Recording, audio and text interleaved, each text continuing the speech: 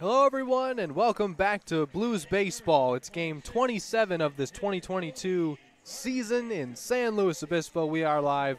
Blues Baseball back on the air. Blues coming in 11-15. Tonight they play the Conejo Oaks for the fourth time this season. They're neighbors from the south. They make the about 2.5-hour drive up from Thousand Oaks to play here at Sinsheimer Stadium. It's the second of 6 straight in 6 days here at home, and the Blues are looking to bounce back from a 7-run loss to the Santa Barbara Foresters, who sit alone at the top of the CCL South in first place. The Oaks, at 11-8, are in second place in the South. This is a big game for the Blues, playing a team above them in the standings and a chance to gain ground against the Oaks, who they have not beaten yet this season in 3 total meetings. This will be the fourth. And the third, here at Sinsheimer Stadium. Winless against these Oaks. We'll see if that changes tonight. And Blues trying to get back in the win column. We are going to step aside for the national anthem and be right back with you with starting lineups and first pitch.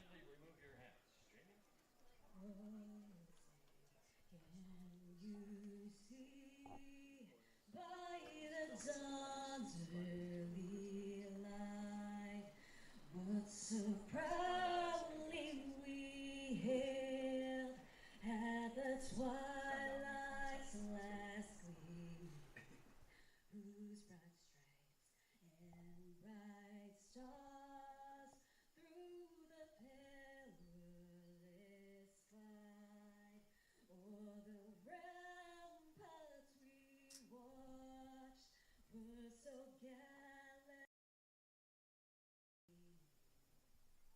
And the rocket's red glare, the bombs bursting in air, gave proof through the night that our flag was still there. Oh, say does that star-spangled banner yet o'er the land of the free and the home of the brave.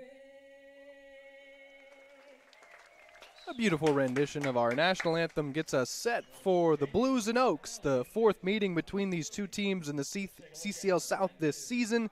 The Oaks have won all 3 on June 17th, 24th, and to kick off the month of July, the Oaks have beaten the Blues all 3 meetings this season. Danny Marshall takes the hill for the Blues. And with that, we welcome you inside the press box. Hi again, everybody. I'm Zach Ebrahim. Game 27 of this season as we continue to roll along. 6 straight here at home, Sinsheimer Stadium. This is the second in as many days. We'll have a ball game Thursday, Friday, Saturday, and Sunday before an off day Monday. And then I believe we hit the road. We'll be in Orange County for a couple, but we're still settled in. We're comfortable here in the friendly confines of Sinsheimer Stadium, and we're ready to watch the first start of the season for the senior out of Arizona State, Danny Marshall, who the numbers can be deceiving when we talk about Danny, but Ed Gravel, the Blues pitching coach, is very intrigued with this young pitcher and is excited to watch him have his first start today. So are we. Hoping to get you ready for first pitch, and we'll start by bringing you the Oaks lineup. The Conejo Oaks in town for the 3rd time this season. They make the trip up, and here's how they line up today. Tyler Gannis will lead things off and play right field, followed by Gavin Grant, the shortstop. Austin Carrillo bats third and mans center field. Zach Dode is the third baseman. Brendan Durfee's at first. Noah Carliner, who's on quite a tear, we'll detail that in a moment. He's the DH. Followed by Tyler Glowacki in left field. Cody Sulak will do the catching, and Jack Brooks is at second base. Today's starting lineups are brought to you by Beta's Beer Garden of San Luis Obispo.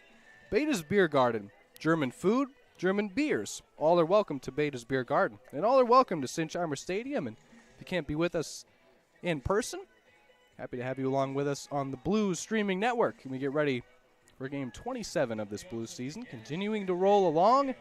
And it's the first start for Danny Marshall, the senior out of Arizona State. Set to face Tyler Gannis.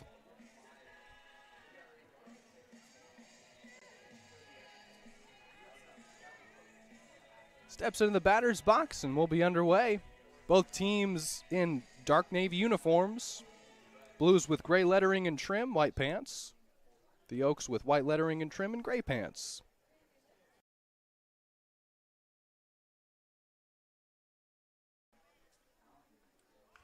Bunt laid down early, popped up. Samuelson makes a great play and throws him out at first. That was impressive from Tate Samuelson. Gannis trying to lead off with a bunt, and Samuelson with a heads-up play. Picked it, threw to first, and that's the first out. 5-3 on the bunt attempt, retires Gannis, and there's one out. Gavin Grant now, after Danny Marshall gets one pitch and one out. Fires ball one. Danny Marshall out of Queen Creek, Arizona. Headed to his fourth year with Arizona State. 0-5 record. He's picked up 5 losses. This will be his 7th appearance. 12.53 ERA, 9 1/3 innings pitched. That's a pop-up to the left side. Maciel will give to Villegas, who makes the catch for the second out. Marshall working quickly here in the first. 2 gone for Austin Carrillo, and no one on.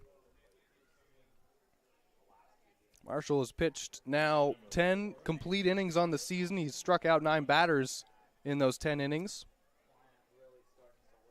His 7th appearance and his first start. And with the 6 straight games in a row, all at home, and the pitching staff for the Blues now kind of finding its set order, Marshall's being asked to start, in part because Ed Gravel wants to see what he has in the role, and because it gives the Blues starters a chance to actually have some days off with 6 games in a row.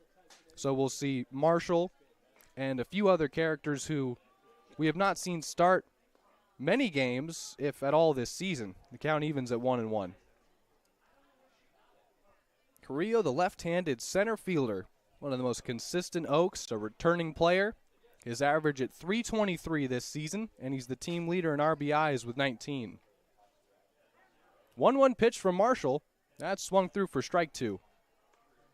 Marshall, who features a fastball, tops out in the low 90s. Nice change of pace that he can get strikeouts with. Slider combination.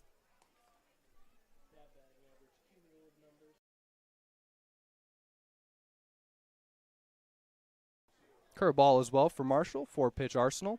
That one in the dirt, and it's 2-2.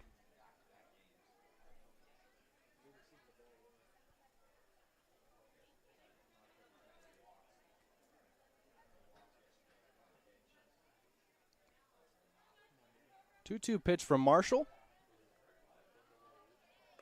High, ball 3. Count full. Gannis tried to sneak a bunt attempt and get himself on, but Samuelson ranged to retire him on the first pitch. Grant and a 3-pitch at-bat flew out to left, and now Carrillo with the count full and 2 out stands in. Ball 4, and it's a walk issued. 2-out walk for Marshall, and the Oaks have their first base runner in the form of Austin Carrillo. Works the 2-out walk, and here's Zach Dode.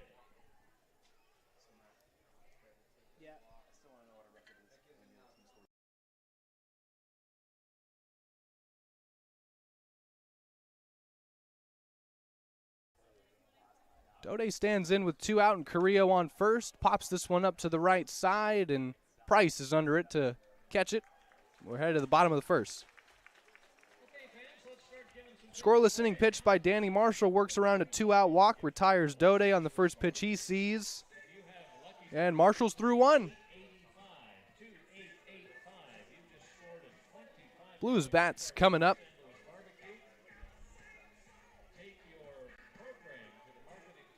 Appreciate you hanging out with us this Wednesday evening from Sinsheimer Stadium. The Oaks are back in town. Blues trying to beat them for the first time this season, and they'll have to do it facing Danny Veloz, who they're going to see for the second time, but the first in a start for Danny. Danny Marshall versus Danny Veloz, and Veloz is going to take the hill for the Conejo Oaks. He'll face a Blues lineup that looks like this. led by Bob Miller in his second season as head coach. He sends Aiden Anderson to the leadoff spot. He'll man center field, and Anderson, who hit a leadoff home run yesterday, his bat's picking up. His defense has been excellent. He leads off and plays center field, followed by C.J. Maciel, who moves to the left side of the infield and plays his natural position at short. Cody Darcy moves up to third in the order. He'll DH. Zach Tolia back to cleaning up and manning first base. Jace Gallegos will do the catching. Colin Villegas is in left. E.J. Kreutzmann's in right. Tate Samuelson back into the starting lineup. Will man the hot corner at third has already made an excellent play. And Darius Price, who made the catch to end the top of the first, is the Blues' second baseman. Starting lineup tonight brought to you by Beta's Beer Garden. German food, German beers, all are welcome at Beta's Beer Garden.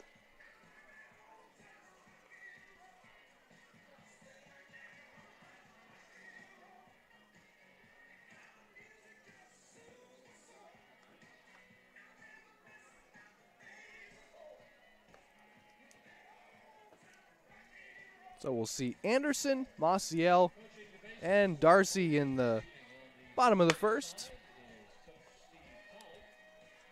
Blues coming off of an 11-4 loss to the Foresters. Blues actually scored first in yesterday's ballgame, courtesy of a leadoff home run from Aiden Anderson, who we'll see at the plate in a few seconds. They actually led 4-2 through 2 full innings. But then from there, they were outscored 9-0. The Foresters would win comfortably by 7. And after the second inning, the Blues were held hitless until the 9th inning. So as the Foresters continued to build that lead with their bats, their pitching settled in as well, and the Blues were unable to get to the Foresters' bullpen. We'll see if they can get to the Oaks starter, Danny Veloz. It'll be his first start of the season. 6.96 ERA for the freshman on his way to LA Valley College. He's from Mission Hills in SoCal. 10 1/3 innings pitched. In those innings, he struck out 12 batters and only walked 3. His last outing, he went 3 full, gave up 3 earned runs to the Ventura Pirates. He's pitched 2/3 of an inning against the Blues earlier this season. Blues were actually able to get to him for 2 runs on 3 hits in that appearance. Anderson takes ball 1.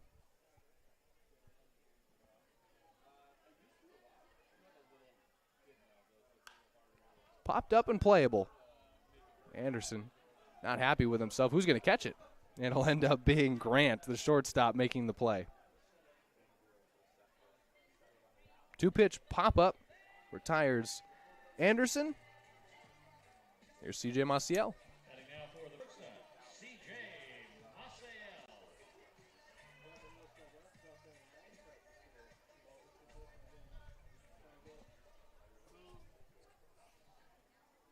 Maciel back to manning his natural position at short. The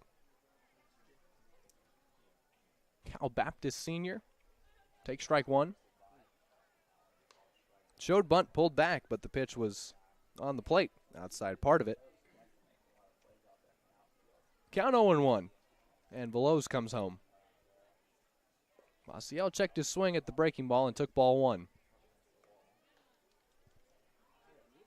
Blues 7-10 in the South. Sit alone at 5th place. Only team below them is the Arroyo Seco Saints. 1-1 pitch. That's in there for strike 2.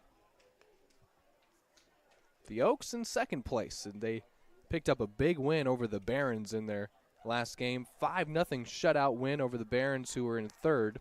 So a good job by the Oaks to keep pace with not only the team above them in the Foresters, but keeping some distance between the team below them in the Barons. Blues looking to avoid back-to-back losses here at home. The Foresters got them last night, and the Oaks are in town for the 3rd time this season. Fouled off by Maciel. Blues have yet to beat them on the 17th here at Sinsheimer Stadium. The final was 11-5, and the Oaks pulled away with a comfortable win. Then on the 24th, the Blues really let one get away. They were up 3-2 in Thousand Oaks. Maciel grounds that one foul to the left side. They'd end up losing 5-4 on a wild pitch that was spiked in the bottom of the 9th with a runner on 3rd. Then to kick off the month, the Oaks came into town again and beat the Blues by 8, 12-4 the final in that one. Their offense has reigned supreme in the 3 previous meetings. Veloz steps off. Cody Sulak is doing the catching for the Oaks. Veloz set his 2-strike pitch. Outside, and a good take from Maciel. Counts full.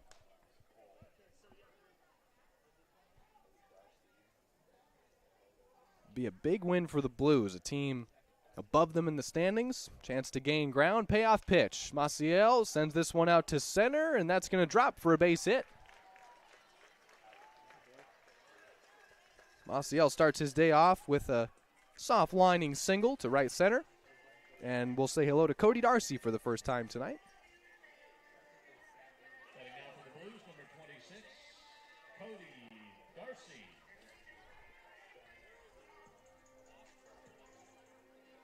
Darcy's had some success against the Oaks this season. 4 for 8.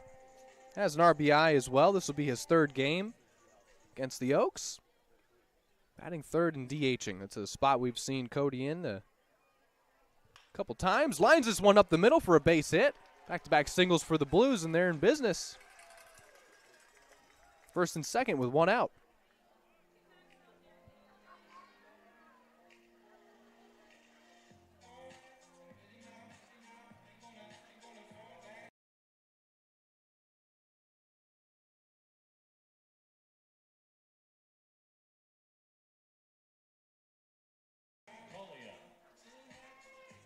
Tolia stands in.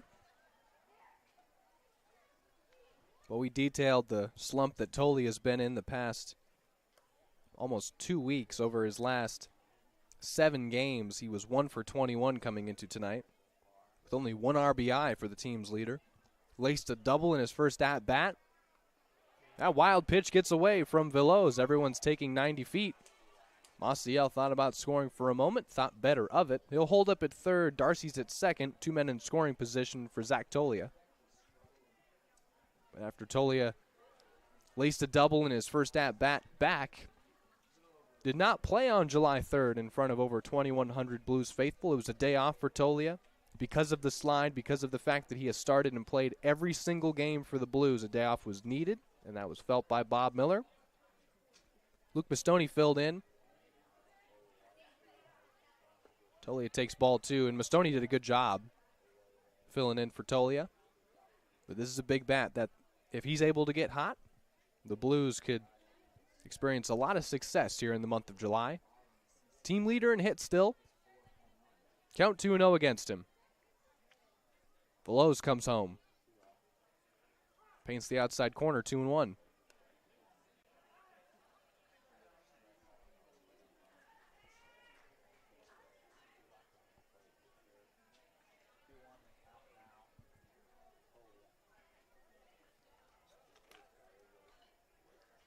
Tolia's average at 264. Swings through strike 2.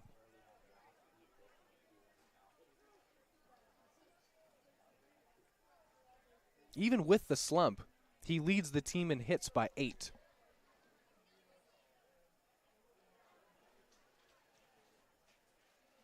2 balls and 2 strikes to him. Veloz deals. Tolia pops this one up to the left side. Playable for Dode, makes the catch, out number 2. That's a big one for Veloz. So it'll be up to Gallegos to put the Blues on the board. Catcher out of UNLV.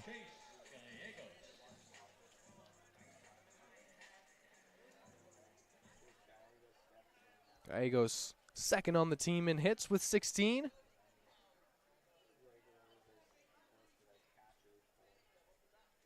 Two runners in scoring position with 2 out here in the bottom of the first. Ball 1. Back-to-back singles. Maciel looped one into right center. Darcy lined one up the middle. They're both in scoring position.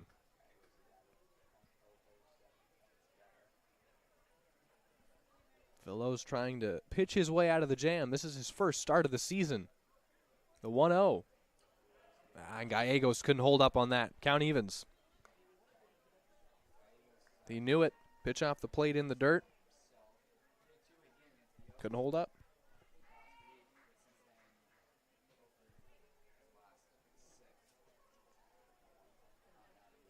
Blues scored in the first, courtesy of Aiden Anderson in his leadoff home run, trying to strike first again. Strike two.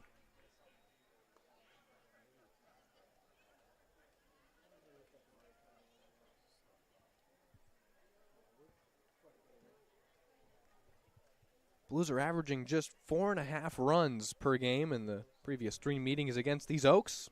Would love to see the offense break out of a mini slump. 1-2 pitch. Fouled off to the right side by Gallegos, and we'll do it all over again. You can take it home, courtesy of Movement for Life, our free foul ball sponsor tonight. Gallegos 3 for 10 with a couple RBIs and 3 walks. He's been getting on base a lot against this team. The only Blue with multiple RBIs against these Oaks.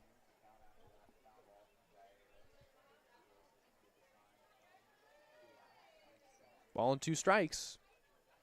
And the pitch. Got him swinging. Elevated the fastball, and that ends the first inning. So Veloz pitches out of the jam. Runners on second and third for the Blues, unable to capitalize, and Gallegos strikes out swinging.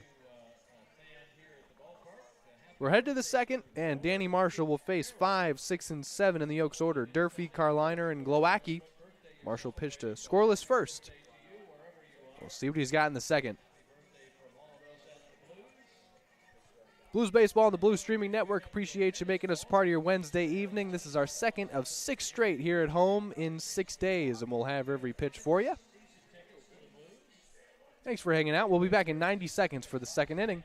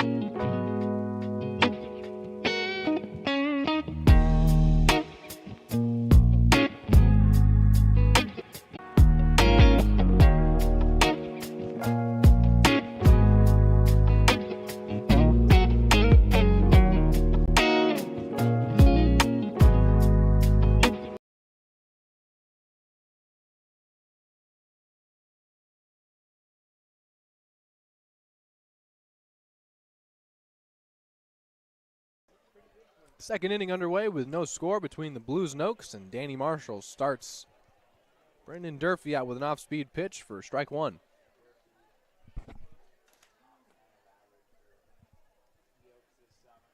A 0-1 pitch from Marshall. Fouled off, and he's ahead 0-2 on Durfee.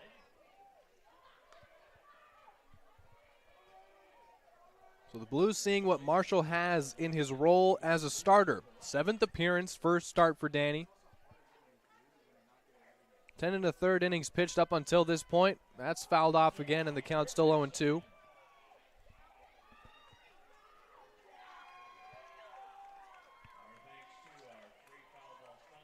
Danny was actually a converted outfielder. He was a two-way player in junior college. He played the outfield and pitched, and ASU has asked him to really work on himself as a pitcher.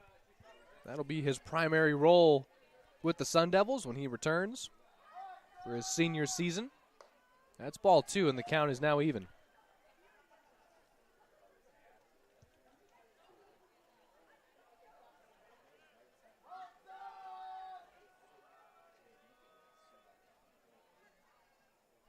2-2 pitch from Marshall. That's fouled off again, and Durfee doing a good job of staying alive.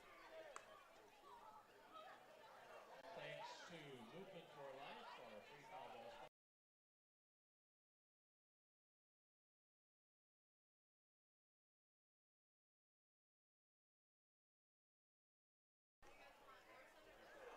Inside, and that hit Durfee.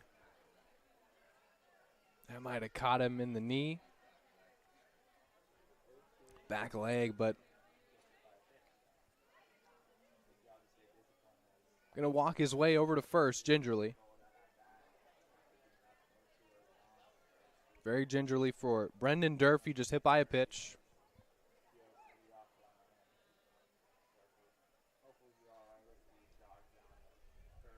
Jogs down to first, tries it out, sees how much weight he can put on that leg. Doesn't look like they're going to put in a pinch runner. Second base runner against Marshall. He walked Carrillo in the first. He hits Durfee to lead off the second.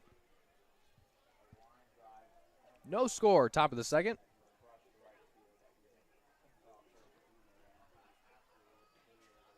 Marshall set, and his first pitch is sent out to right, drifting foul by Noah Carliner. Count 0-1. Carliner is on some sort of tear. This is his 15th game of the season. He's hitting .410. He's got a 3-game hit streak going. He hit 2 home runs yesterday against the Barons. Counted for 3 RBIs in the 5-0 shutout. Takes ball 1 in the dirt. So one of the hotter bats in this Oaks lineup.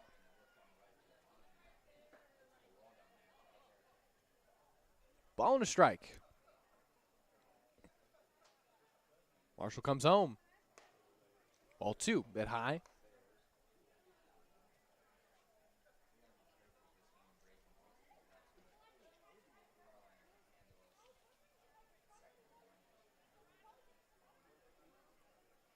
Two-one pitch now. That's outside again. Marshall has given up earned runs in 5 of his 6 appearances this season. Multiple hits in all of his appearances. 3-1 now. Grounded back to him, up the middle. Price to Maciel on to first. They turn 2. And what a stretch by Tolia.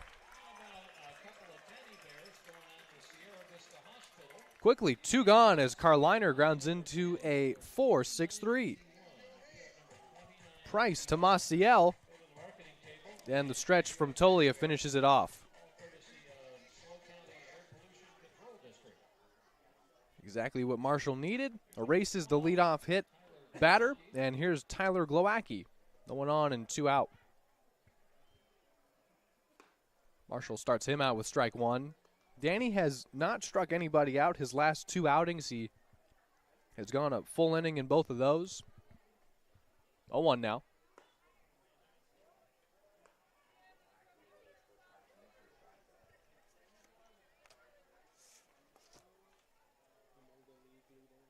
Glowacki, a freshman on his way to San Diego State. Take strike 2.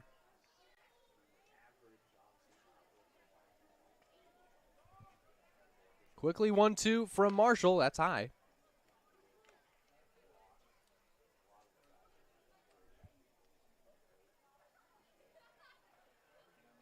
Two balls and 2 strikes. That's outside again. Count full.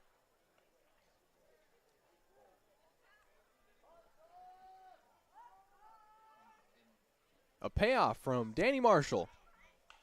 Popped up to the left side. Samuelson gives it a look. And in shallow left, he makes the catch.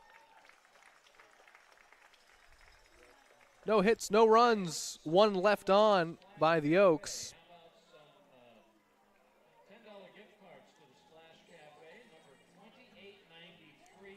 Oaks work around a hit batter. Marshall gets himself a double play and a pop-up to end his 2nd inning. And we're still scoreless heading into the bottom half. It'll be Villegas, Kreutzmann, and Samuelson for the Blues. 6, 7, and 8.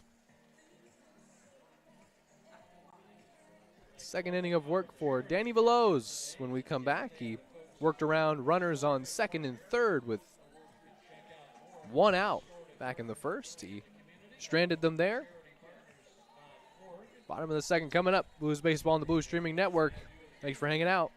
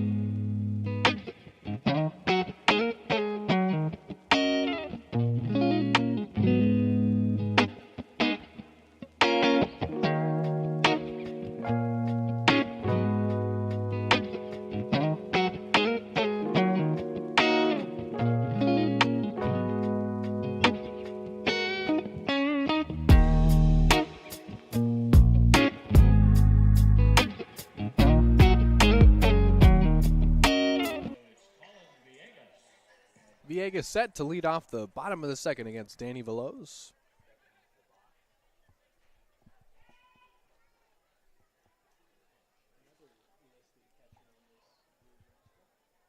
Blues got back-to-back singles from Maciel and Darcy in the first. Nothing to show for it. Still tied with no score. Off-speed pitch in there for strike one to Villegas.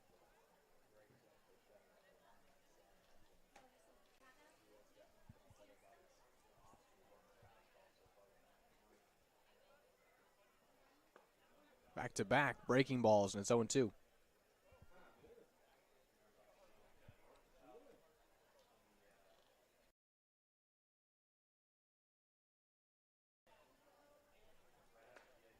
Inside, 1-2.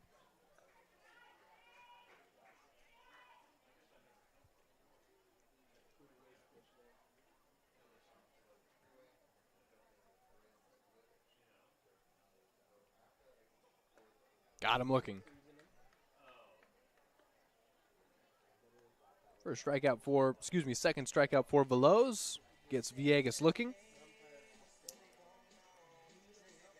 Kreutzmann now with one out and no one on. Now for the Blues, number 34, the right fielder from Columbia University, E.J. Kreutzmann. EJ 2 for 10 against these Oaks. He's played in all three previous meetings. Made his Blues debut against Conejo.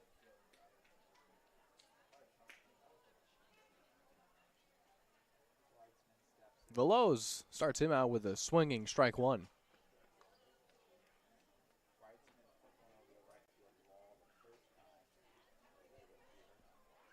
And in his Blues debut against these Oaks, he sent one over the right field wall in his first at-bat. Home run on the first pitch he saw. Swings through strike two there, and Veloz ahead in the count.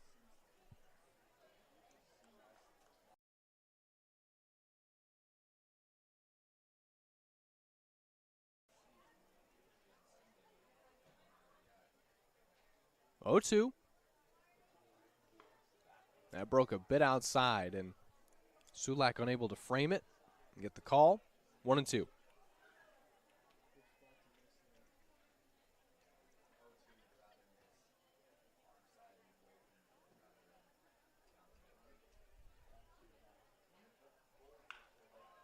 That is laced down the right field line. Fair ball. Kreutzmann's heating up. He's headed into second. Stand-up double for EJ. He's a guy who in his last few, he's finding his power stroke. He's making hard contact, and it's the first extra base hit of the evening for San Luis Obispo. One out double. Here's Tate Samuelson. Now batting for the Blues, number 3, third baseman, Tate Samuelson.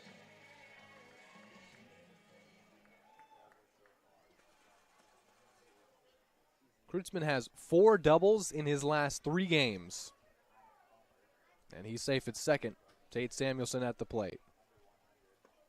Tate takes strike one.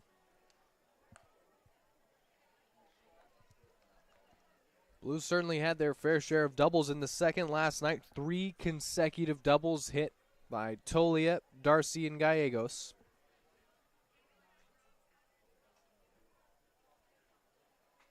And the 0-1.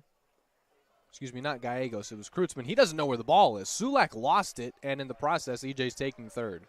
Well, we have seen that a lot over the past few games. Pitches in the dirt, even if the catcher's able to make the stop, they lose it. And ultimately, it results in an extra bag for EJ. He is 90 feet away from plating the game's first run, and there's only one out.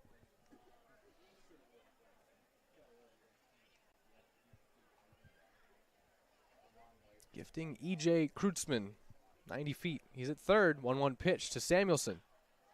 That's down the right field line, foul. 1-2 now.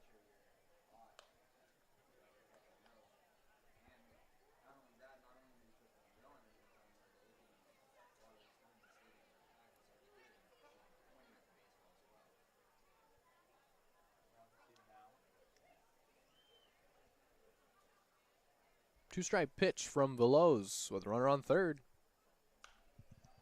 Fouled off. On the first base side. Comes out into the park, kids. If you can find it, take it home. You can keep it courtesy of Movement for Life. Samuelson, this is his 7th game of the season. Only 2 hits for Tate. Trying to find a rhythm. Not playing every day, but taking advantage of the opportunities when he can. 1-2 pitch.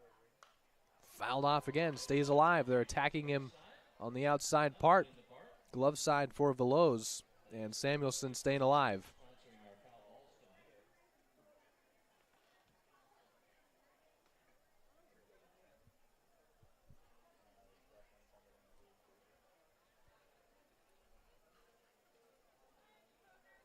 Veloz missed high and inside, 2-2 now.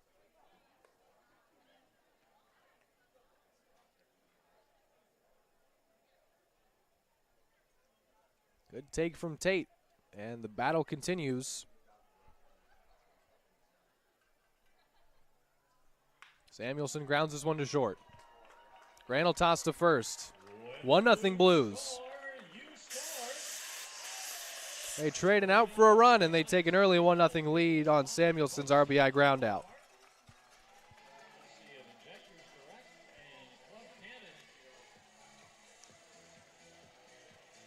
Early lead for the Blues. They strike first in the bottom of the second. Here's Darius Price.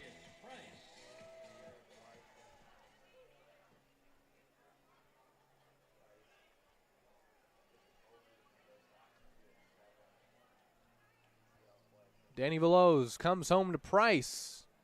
Starts him out with ball 1.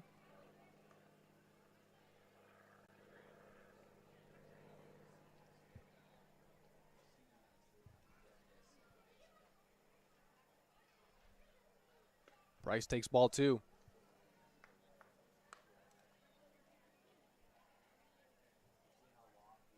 Darius on his way to Cal Poly Pomona. Batting 9th and manning second base. 2-0 pitch to him. That's laced out to left. But it'll be caught as Glowacki ran in to make the catch. And through 2, it's 1-0 Blues on Tate Samuelson's RBI groundout that scores EJ Kreutzmann, who's hit his 4th double in 3 games.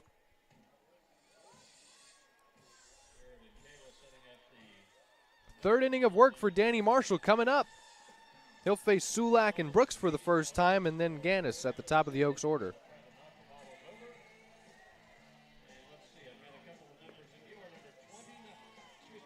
When we come back, we'll continue game 27 of the Blues' 76th season of existence. We are within the friendly confines of Sinsheimer Stadium. Nice crowd on hand, and happy to have along with us on YouTube, the Blues streaming network. Danny Marshall's coming out to face 8-9 and the top of the order for the Oaks. When we come back, Blues lead 1-0.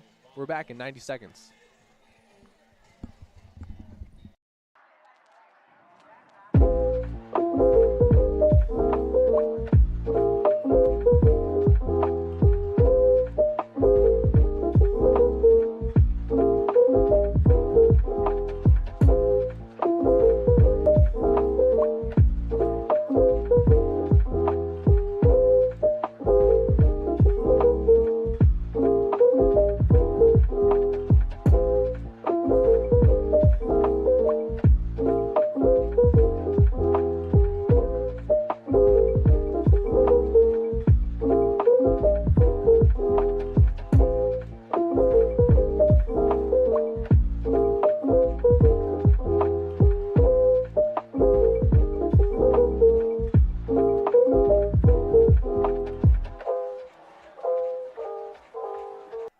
Marshall starts Sulak out with ball one. We're underway in the third.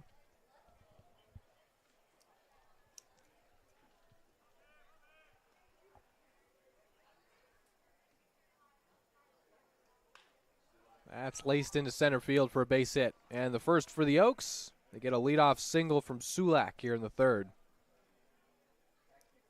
First hit allowed by Danny Marshall through 2. Had previously walked Carrillo and hit Durfee. Gives up a single to Sulak, but he's been able to work around any limited traffic that he's faced in the first 2 innings of his first start of this season. And talking with pitching coach Ed Gravel, he mentioned just how excited Danny Marshall was to get out there and start a ball game, his first CCL start, and it comes against these Oaks that the Blues have not beaten all season. Ball one.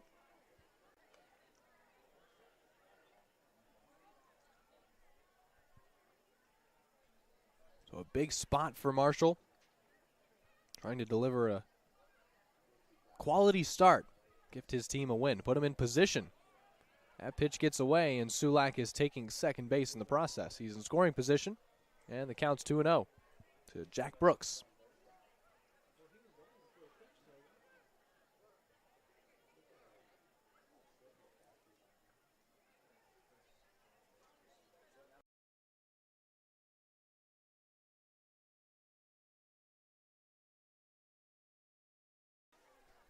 Two-0 pitch from Marshall. It's a breaker that missed inside, 3-0.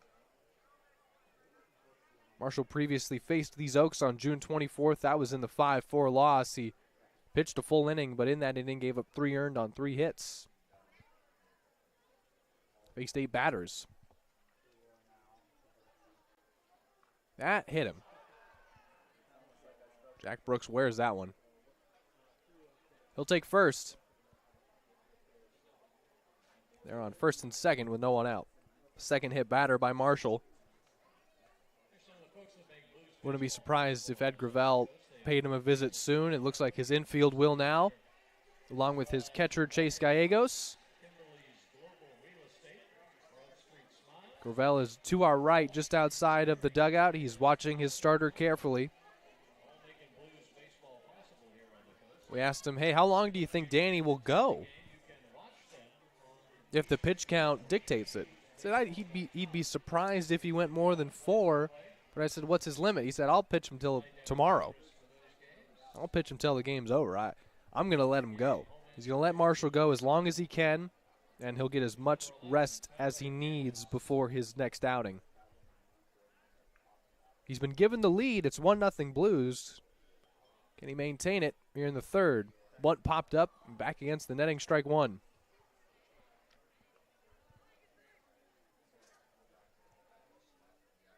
Coach Gravel has worked with Marshall's arm slot, his delivery, trying to help add velocity to his fastball. Having his changeup look a little more elusive. Already called it electric. Says that Marshall benefits from being a converted outfielder and having that high arm slot. Bunt shown, bunt laid down. Gallegos to first, and they get, it's popped out of the hand of Price, who was covering the bag. It rolls into the outfield. We're tied at 1. Now, Gannis, who laid the bunt down, just ran into Price at first, and the ball popped out of his glove. At the end of the day, we're tied at 1 because of it. Oaks are on first and third. Still nobody out.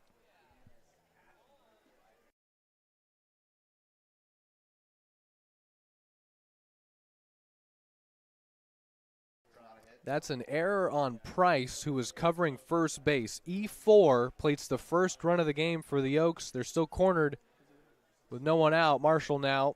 That one is lined into center field for a base hit by Gavin Grant. They've taken the lead. It's 2-1, courtesy of his RBI single.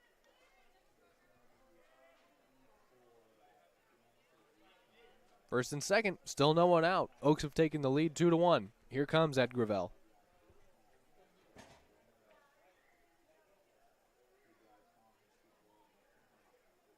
So Gannis reached on an E4, and Grant just picked up an RBI single.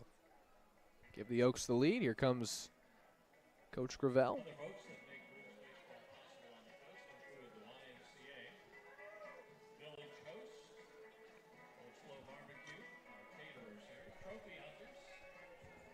That's a tough break for Marshall. That's where we roll off and Catherine Ringstrom. Gannis really ran into Price. I mean, he hit him. And Darius, who of course is playing second base, covered first because Tolia was in the infield to the point where he was ready to field a bunt. Gallegos was the one that ultimately fielded it, threw to first.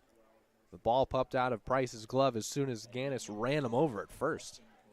Does in fact go down as an error, and seconds later, Grant plates the second run for the Oaks. Here's Austin Carrillo. He walked back in the first, and there's runners on first and second for him here in the third. Marshall starts him out with ball one. They're showing bunt a lot here, and it's the top of their order in Gannis, Grant, and now Carrillo, threatening to add on to this now 2-1 lead for the Conejo Oaks.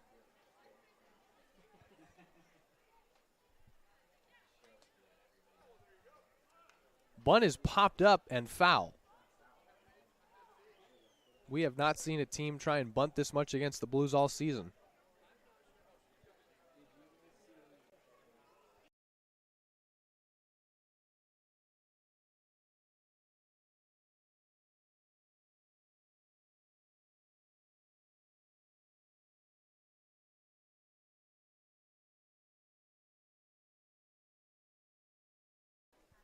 Ball and a strike to Carrillo. Corners are in. Bunt laid down, foul again. And possibly with 2 strikes, it might eliminate it.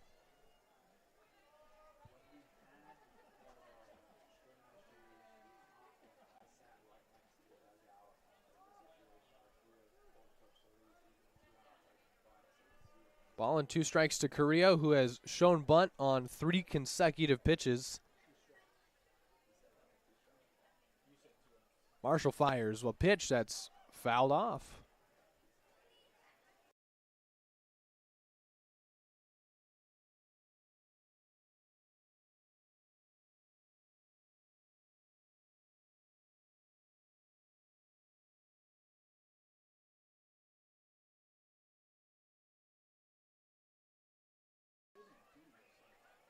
Hot sauce needed. Marshall looking for his first strikeout. The 1-2 pitch, a breaking ball that sailed over his head. It's 2-2. This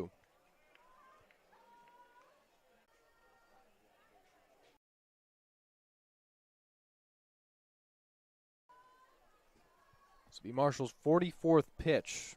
3rd inning of work. Yet to record an out here in the inning. And the Oaks have taken the lead. First run scored on an error. Second on Gavin Grant's RBI single. 2-2 pitch. Got him looking. There it is. Strike 3. Carrillo thought otherwise, but it's the first out. Big out for Marshall on his first strikeout.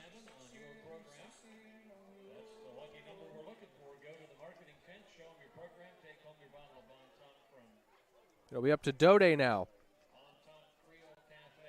Here's number 25, Zach Dode at the plate. Dode with another godly average on this Oaks team, 354. Trying to add to his RBI total of 14. That leads the team. Takes a strike.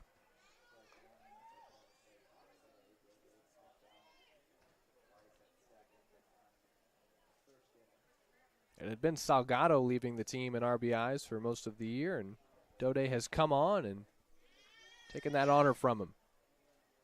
Count 0-1. Here's Marshall's second pitch to him. That's flared out just beyond the reach of Price. It gets its way into right field. Base hit. No runs will score, but they're loaded with 1 out on the single from Dode. 3rd hit of the inning. All singles. 5th Oak to reach. It'll be up to Durfee now.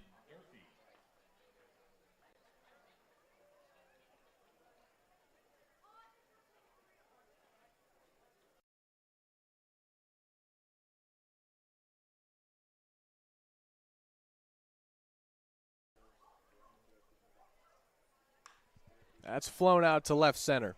The wind will carry that one but it'll be caught by Villegas, tagging and scoring. They'll make it 3-1. Gannis is in. They trade a run for an out. They increase the lead to 2.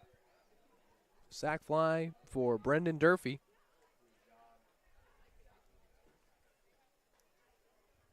First and second with 2 out for Carliner now, who grounded into a 4-6-3 double play back in the second. Now at number 31, the designated hitter, Noah Carlinger. Strike 1 for Marshall.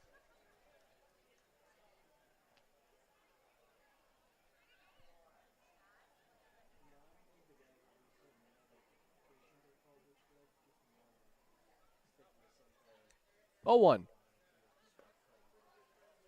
1-1 now.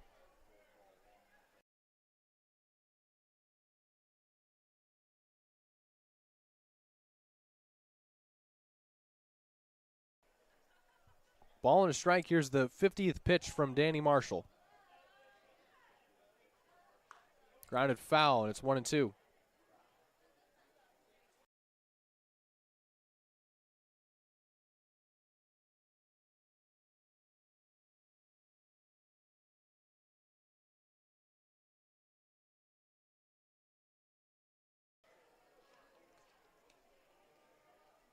Marshall set for a 1-2 pitch. Here it is.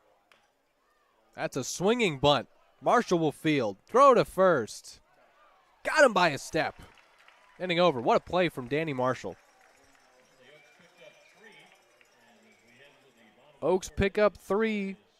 Gannis laid down a bunt, reached on the air. The first run for the Oaks scored. Then Gavin Grant singled the second one in, and Brendan Durfee, with the bases loaded, flew out to left and scored the third. Carliner lays down another bunt, but he's out as Danny Marshall made an athletic play to hop off the mound and make that throw to first. It'll be the top of the Blues order. Anderson, Maciel, and Darcy due up through 2.5. Belows is trying to protect a now 2-run lead for the Conejo Oaks. We're live in San Luis Obispo, California from Sinchheimer Stadium. We're taking a short break, and we'll be right back with you in about 60 seconds for the bottom of the third. Blues bats trying to cut into a now 2-run deficit. Thanks for hanging out.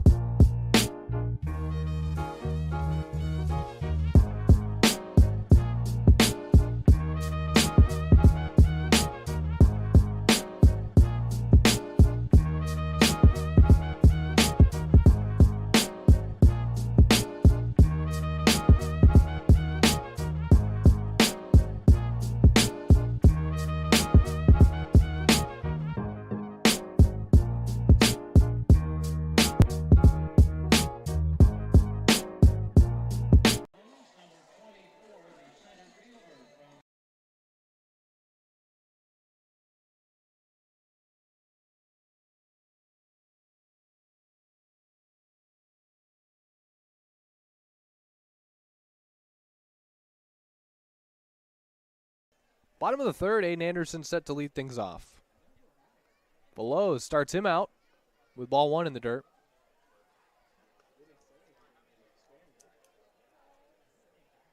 Anderson popped out to short in the first at-bat for the Blues this evening. 1-0 pitch. That's over the heart of the plate.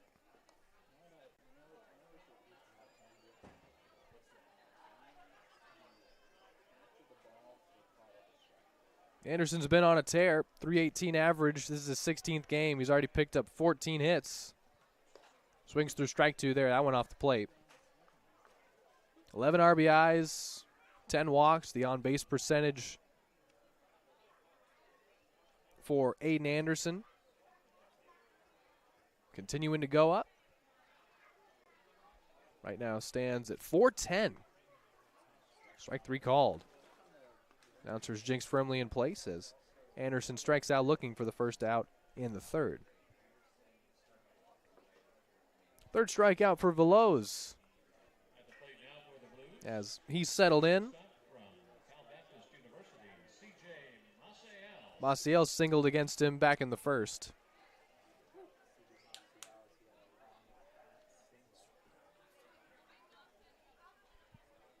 Veloz starts him out with ball one.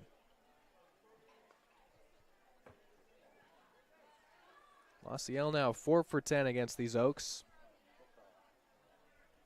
after his single in the first. 1-0 pitch. 1-1.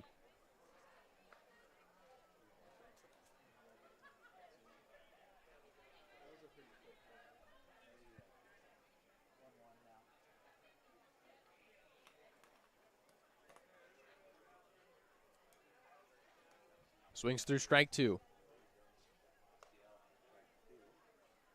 Seems like the pitch sequencing in these past 2 at-bats has been the exact same. And that on the slider.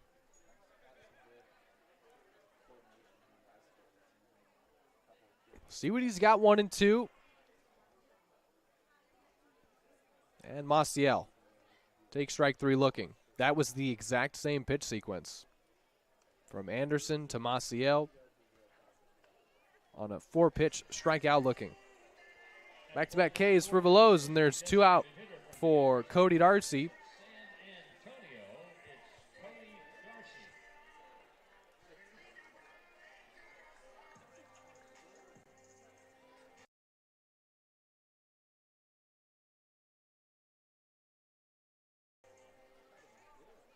Darcy 1 for 1 with a single against Veloz in the first as well. He was one of the 2 runners stranded in scoring position back in the first inning. Him and Maciel.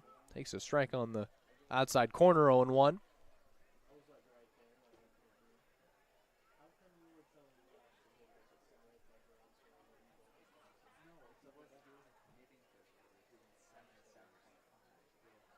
Darcy grounds this one foul.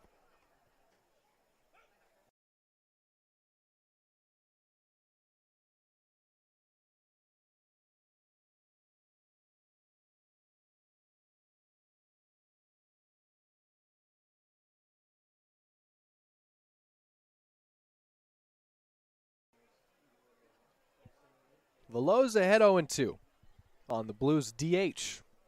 And Darcy swings through, fouled it off. Or he did swing through it. He struck out, but he reaches on a drop third strike.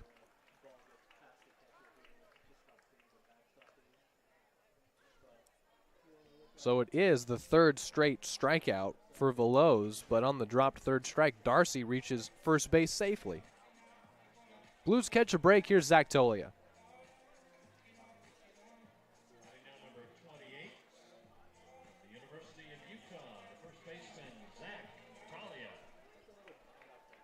Tolia popped out to 3rd in his first at-bat.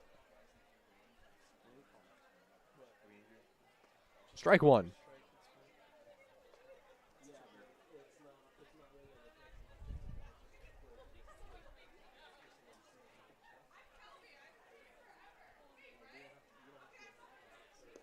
One and 1.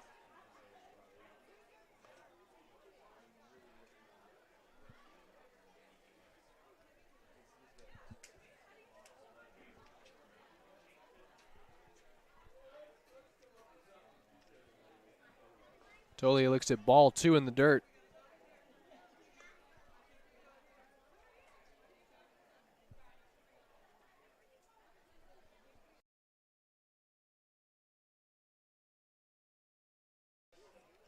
Veloz will throw over to first and check on Darcy, who reached on a dropped 3rd strike.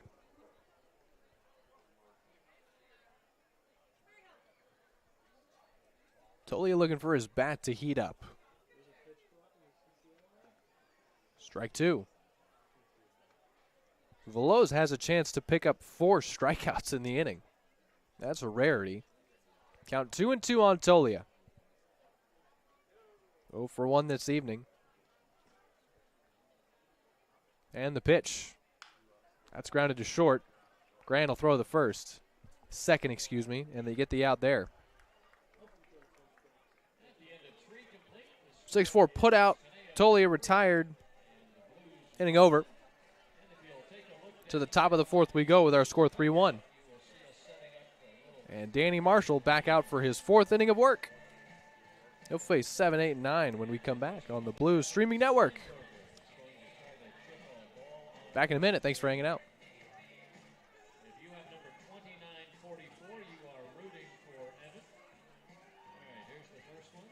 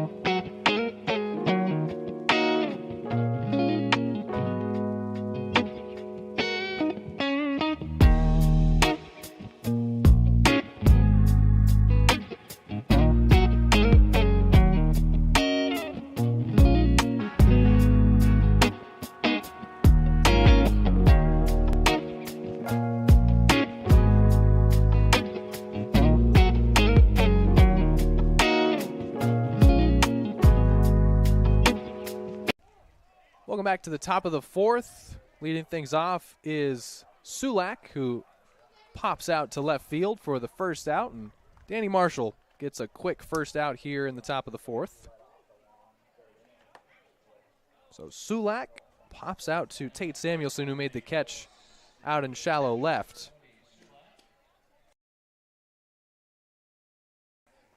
And in the top of the fourth, we're going to bring on Matt Fernandez again, Blues statistician, who's going to give us some insight into what he's seeing from the pitchers, hitters. He'll be with us for the inning, and he'll be breaking down what he's seen so far from Danny Marshall. So, Fern, let's get to Danny. This is his first start of the season, and he's working into the fourth here. Pitch count, reasonable. Ed Gravel mentioning that there's no leash on him. He's going to let him go. And what have you seen from Marshall so far in his first start? One thing for sure, he's attacking the zone for sure, which is good. He's throwing a lot of strikes still, regardless of what's going on, which is really good. We're used to seeing that from Danny a lot. He's a guy who gets on kind of There's a base hit caught by Maciel out at short. Quickly 2 out. kind of reminds me a little bit of Baez, and just that they just throw strikes. That could be a good thing. Sometimes could also be a bad thing, but they're going to throw a lot of strikes, and at the end of the day, that's what you want. You can have someone throwing 95 or, lower 90s, mid 90s like Danny does. Throw strikes, probably going to help us out more than. Do you think that's part of the reason why Coach Gravel went with Marshall as one of his starters, that he wants to try kind of an experimental starter? Yeah, I think Danny has good stuff. He throws, he's able to throw 3 pitches for a strike, or 4 pitches even. He's good curveball, changeups looking pretty good. Slider's nice too, and like a lot of guys, we've talked about guys who. Here you go, it's a slider right there too. 2-1. Yeah, how about the trust he has in that pitch to throw it with behind 2-0 in the count? Yeah, exactly, and I just think that it's you don't get a lot of guys where you really trust to throw breaking balls like that. Right there is another slider swinging right there. Now facing Tyler Gannis, this is Jack Brooks. Some hot sauce chance. How about it? 2-2. That's line to short. Maciel throws to first, and the top of the fourth play. over. There you go. But yeah, just like I said, I think anyone who you have someone who knows, like, hey, I have my fastball slider, curveball, change. I can throw them all for strikes. And then after that, it's just a matter of how we're going to face this guy with the batters we're facing. And, we're seeing that a lot now where, sure, everyone loves guys that could go up there and throw fastballs all day for strikes, but who is going to go up there and going to throw a slider right here? And if you can throw a slider in 2-1, 1-1, any count, that just gives you so much more weaponry, so many more tools that you can use. How are we going to work with this guy? It just opens it up a lot of plans. It's kind of like a nice little playbook almost. And I'm sure Ed's really excited. Like this is his first start. But he's throwing sliders for strikes. He's throwing his curveball for strikes. Clearly, not up right now, but only 3 runs. It's a 1-3 game. We're in a competitive game, and he's continuing to throw strikes these last innings. And we're getting quick outs like that. We just got another what? Let's see here. Quick top of the 4th. We're going to take a short break and be back with you for the bottom of the 4th. Thanks for hanging out.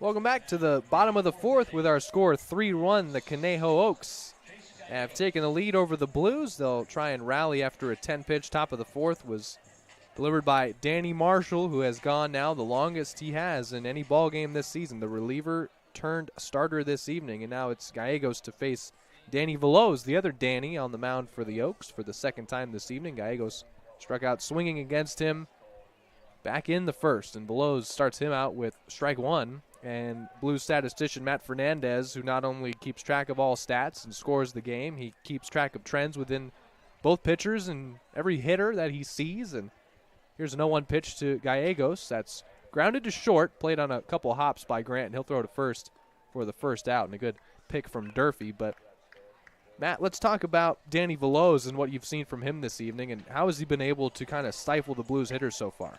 I think the most obvious way is the slider. I think it works. He's gonna put it anywhere he wants it, and that's kind of how I say that him and Danny Marshall, other Danny, are very similar because they're able to do that. They're able to, I'm gonna throw this slider, and when I'm 2-0 in the count, I've seen him do it. We've seen him do that. We've seen them both do that, and it's for him, for Veloz. It's working amazingly for him. He's able to, especially with all these righties that were coming up.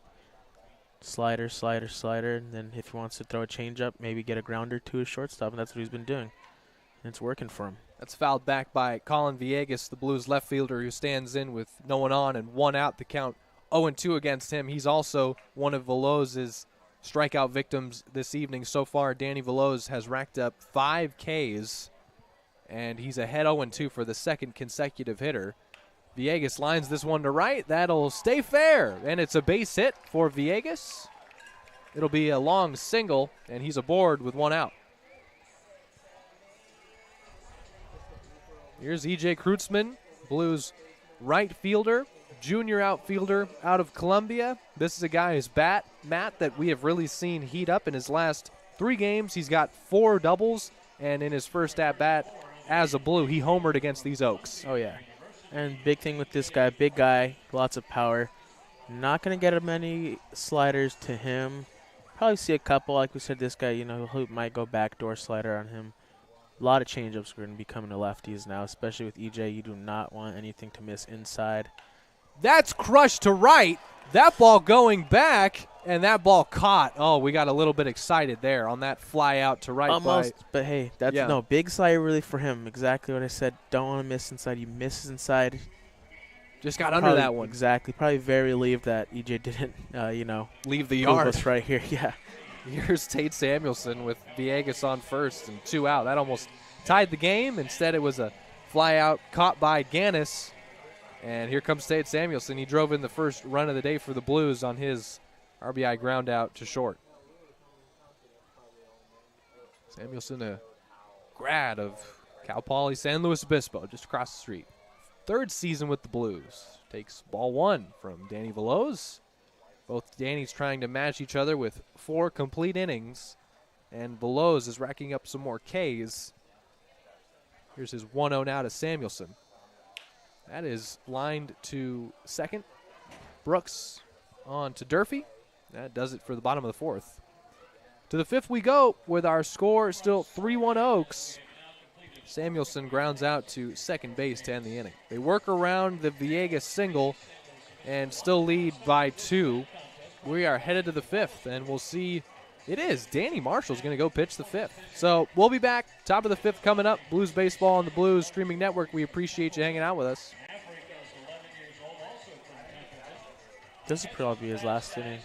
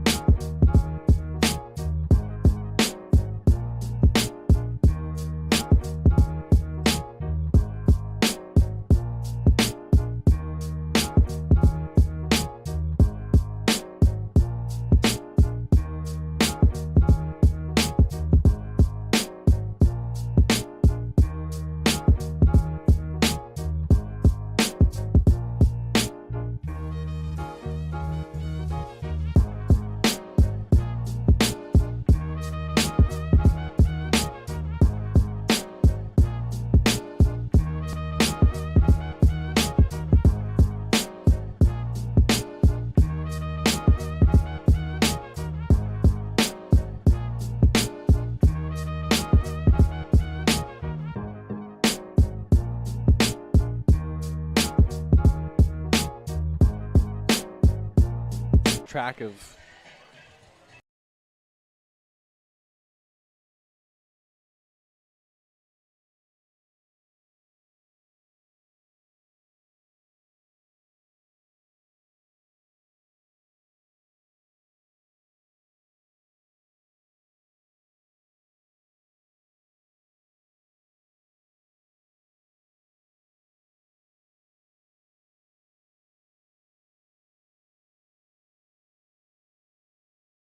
to the 5th we go, and the Oaks still in front. Matt Fernandez is going to stick around with us for the 5th. Tyler Gannis is going to lead things off against Danny Marshall. So far, Gannis has grounded out to third, and he reached on an E4 back in the 3rd, and that drove in the first run for Conejo.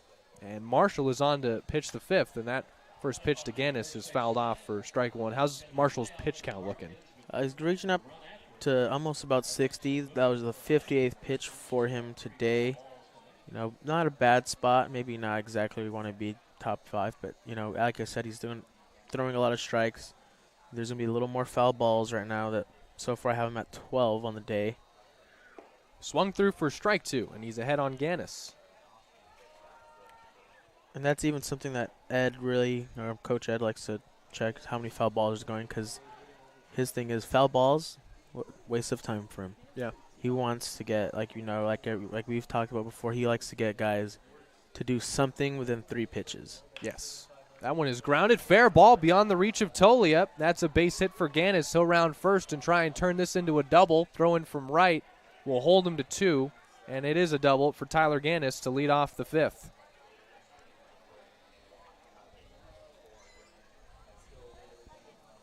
We are seeing Cade Van Allen warm for the Blues, as Marshall's found himself in a bit of trouble here in the 5th. It was a weird 3rd inning, too. You just kind of feel for Danny. He's pitching with the lead. The error scores the first run. Then Grant singles against him up the middle. Durfee's sac fly adds on a little more, throws some salt in the wound. But really, Marshall, other than not getting the swing and miss as much as we're accustomed to seeing, has pitched well in his first start. Yeah, definitely. Count 0-1 out of Gavin Grant, who, as mentioned, is 1 for 2 against him with an RBI single. And he bats with a runner on second. No outs, top 5. Marshall's 0-1. That's grounded softly to short. Maciel will throw to first, and that's the first out. 6-3 goes Grant.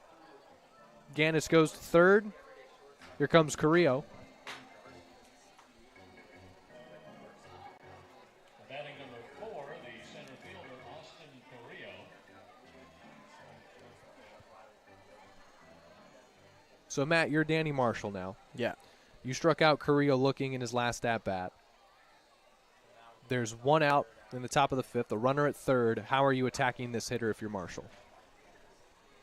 You know, I think we got to get best thing in the world for pitchers. Ball one. And I think everyone thinks strikeout, strikeout, strikeout. That's good. That's fine to think. I like that. Understand it. But I think what really saves guys is the pop-ups. I think that helps you. But if you look at it statistically, it's like a strikeout. Same exact thing. And it takes a lot less pitches. Exactly. Strike one. That's the one thing I think that's like, hockey. You get to hear the ping of the puck off the post. That's what a pop-up feels like. You just missed one. Just missed it. Hopefully one of your buddies catches it. There's a fly out to center. Anderson has to range back a little bit. This should be deep enough to score the fourth run, and it will. 4-1 Oaks on the sac fly from Carrillo. Now there's 2 out. I think you make a great point, and it's not something that people talk about enough. It's the same way in a strikeout where you can get a guy chasing out of the zone. The hitter, when he pops one up, is doing you a huge favor. No one can generally run on those, and it's easy work for your infield or outfield. Sac fly for Carrillo makes it 4-1. 2 outs, top 5. Dode stands in. And one thing I do like a lot with Danny is, like, he just gave up a sac fly, and, he just wants to go back, and he's going back attacking guys. That pitch missed pretty low. Really, these horrible misses where he comes back, and it's just uncharacteristic of him. He's going to come back, and he's going to compete.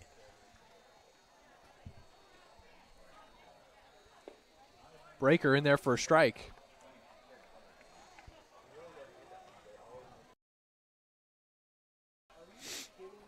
Count 2-1. Marshall comes home.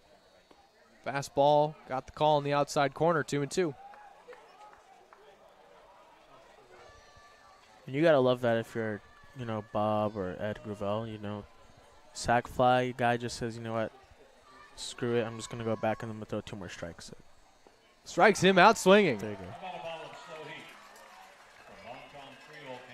If that's what we see from Danny Marshall in his first start, a weird third inning is going to be the only blemish. Sac fly makes it 4-1 Oaks. But nice debut from Danny Marshall in his start. Goes 5 full, and only 3 Blues starters, 3 Blues pitchers can say that this season. Cameron Mabey, Bryson Van Sickle, and now Danny Marshall. We're headed to the bottom of the 5th with the Oaks up 3. Matt, thanks for joining us. Thank you. Appreciate it.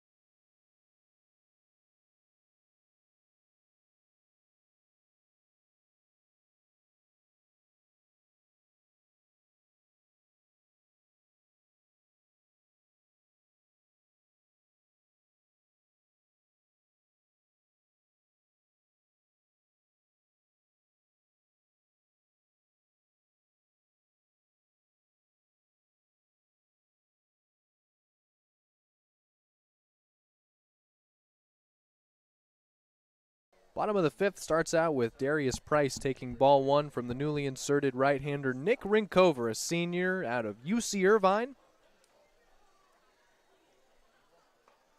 Inside in the count, 2-0 to Price. Rinkover's numbers this season, he is, a senior at Irvine. 12.78 ERA. This will be his sixth appearance, his second against the Blues. He actually picked up the win in the 5-4 win over the Oaks against the Blues. He pitched an inning, gave up an earned run on 2 hits, struck out 2 as well. Opponents hitting about .310 against him. That could bode well for the Blues. Price ahead firmly in the count, 3-0, leading off the bottom of the fifth with a 4-pitch walk. Appreciate Matt Fernandez joining us for an inning and a half, lending his insight on the stats side of things and the scouting side of things. Matt very adept at picking up on trends with our pitchers, excellent at recognizing pitches, and does a whole lot for the organization and helping me out, helping me sound a lot smarter than I am. Price works a 4-pitch walk in the bottom of the fifth. Here's Aiden Anderson, 0 for 2 tonight. Rinkover starts him out with strike one.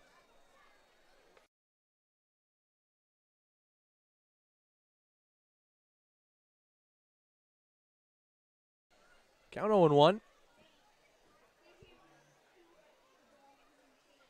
Anderson looks at ball one inside. We are getting word it is actually Evan Harmon on the mound pitching for the Oaks, not Nick Rinkover. It is Evan Harmon. And Anderson grounds this one right back to him. He'll throw to second. They'll go to first and get 2. Oh, my goodness. What a glove from Harmon. 2 out. Bases cleared. Leadoff walker raced. Here's Maciel. That was a 1-6-3. Double play. Maciel 1 for 2 tonight, stands in with no one on and 2 out. Bottom of the fifth. So it's Evan Harmon, junior out of Arizona State, teammate of Danny Marshall's. 18 ERA, 6th appearance. This is his first against the Blues. Ball 2. Wow, in 5 innings pitched for Harmon this season, he's walked 15 batters. Whoa. Multiple walks in every outing except one.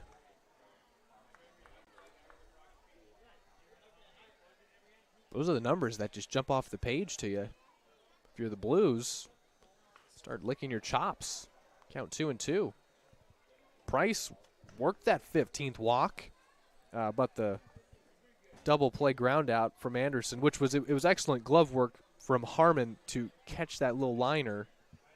Toss to second, toss to first, and Maciel has worked it full. 2 out, no one on. Bottom of the fifth with the Oaks up 3. Payoff. Fouled off from Maciel.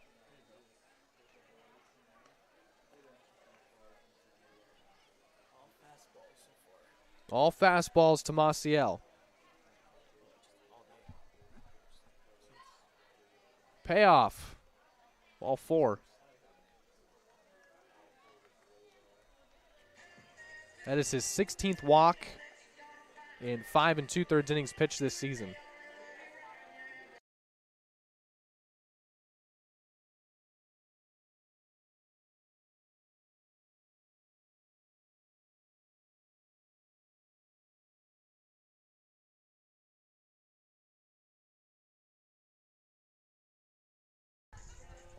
Darcy with 1 man on and 2 out. Bottom of the fifth. He's reached twice. Actually reached after striking out in the third. Harmon starts him out with a foul tip. Strike 1.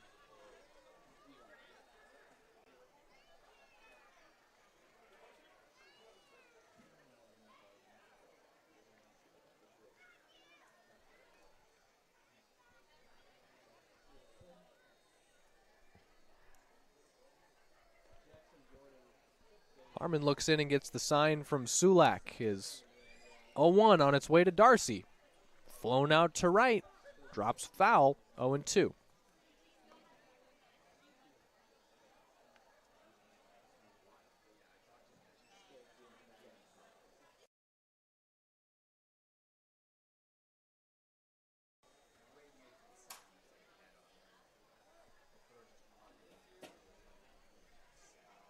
Oh, 2. Ball 1. Slider missed off the plate to Darcy.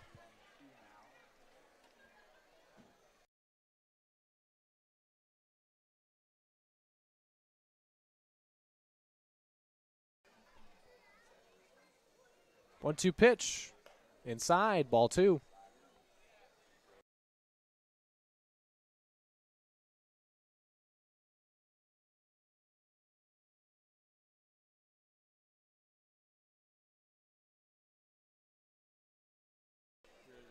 Two-two. Flown out to right. That'll drift foul again. In addition to walking 16 batters in 5 2/3 innings pitched, he's only picked up 2 strikeouts. 6'3" right-hander out of ASU, certainly trying to come into this season and work on his command. Take it back to the Sun Devils. Got him swinging. Strike 3. There's his 3rd strikeout. Retires Darcy. We're headed to the 6th with our score 4-1. And we will be back in 90 seconds. We're going to throw some tennis balls and be back with you. 4-1 Oaks. We'll talk to you in the 6th. Thanks for hanging out.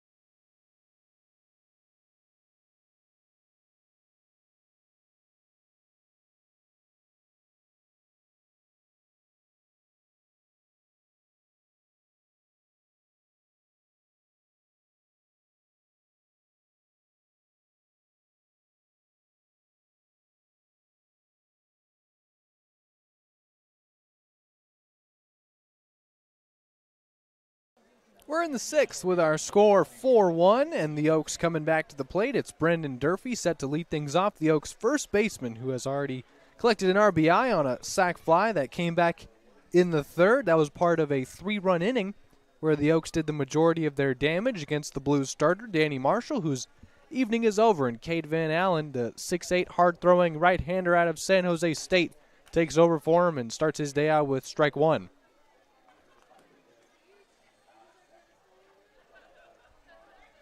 Numbers for Van Allen in his sixth appearance of the season, at 8.21 ERA in 7 2/3 innings pitched. He has struck out 12 batters and only walked 3. Delivers ball 1 there. Van Allen mentioning that his command is one thing that he really wanted to come into the summer and improve upon. The 6'8" right-hander who has always thrown hard. You wonder why a guy his size isn't forced into basketball or forced into a sport where height could pay more of a dividend. And Van Allen mentioned, he just says, I always threw hard. I always threw hard. That got people's attention. That got my coach's attention. And they said, you could be one heck of a pitcher. And he's decided to roll with it. 1-2 pitch here. Got him swinging. Starts his day out with a swinging strikeout of Durfee. That's Van Allen's first K tonight. That's you. Head to the marketing table and pick up your bottle of SLO Heat from Bonton Creole Cafe. Now batting number 31, the DH, Noah Carlinger. Carliner 0 for 2, grounded into a double play in the second and grounded back to the pitcher in the third. 1 out, no one on for him. Strike one again.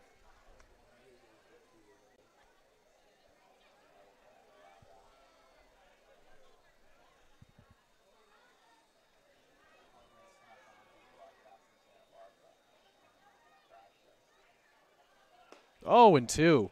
Blown it by him both times.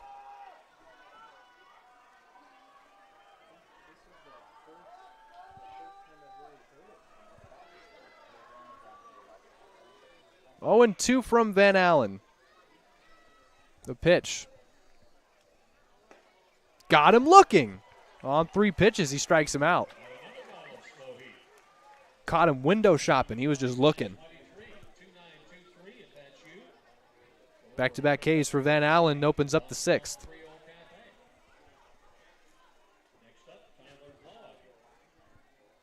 Glowacki now also 0 for 2. Has popped up both times to third and short. Grounds this one, foul. It's only a late out, but it's strike one.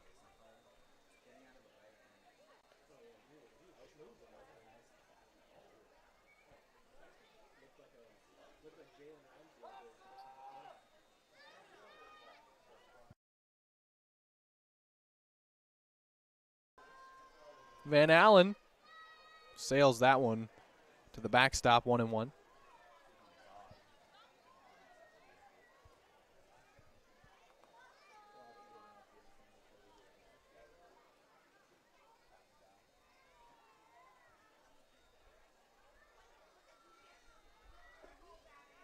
Did he hold?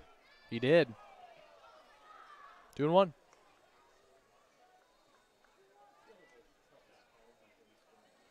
Van Allen last pitched on the 2nd against Santa Barbara.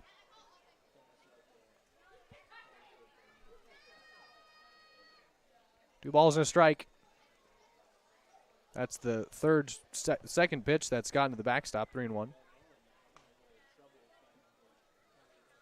Gave up 3 earned on 3 hits in his last outing against the Foresters, inning and 2/3. It's the most earned runs he's given up in any appearance. 3 balls and a strike. Smoke down the right field line. That'll drift way foul. Hooked the whole way. Count full. Van Allen with a chance to strike out the side. And he'll come home with a payoff pitch. Ball 4. It's a 2-out walk for Glowacki. First time he's reached this evening.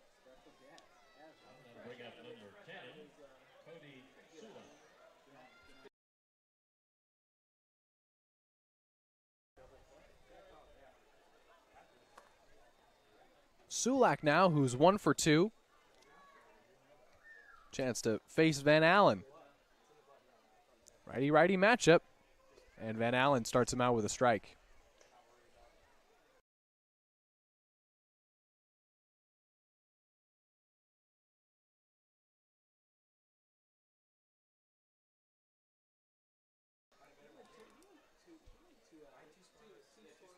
Throw over to first. Oof. Almost caught Glowacki lacking. Safe over at first. After the pickoff attempt. Gets the sign from Gallegos.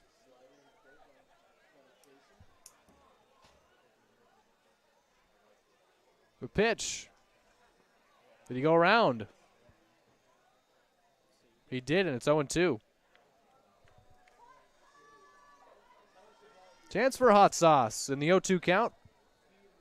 Van Allen still with a chance to strike out the side.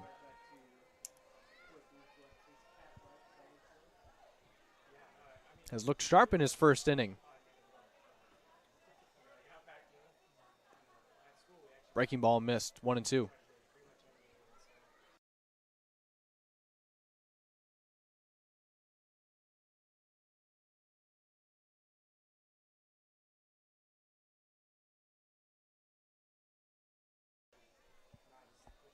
One, two.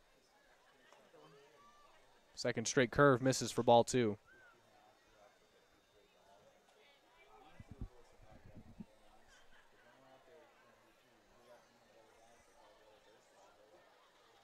Two balls, 2 strikes.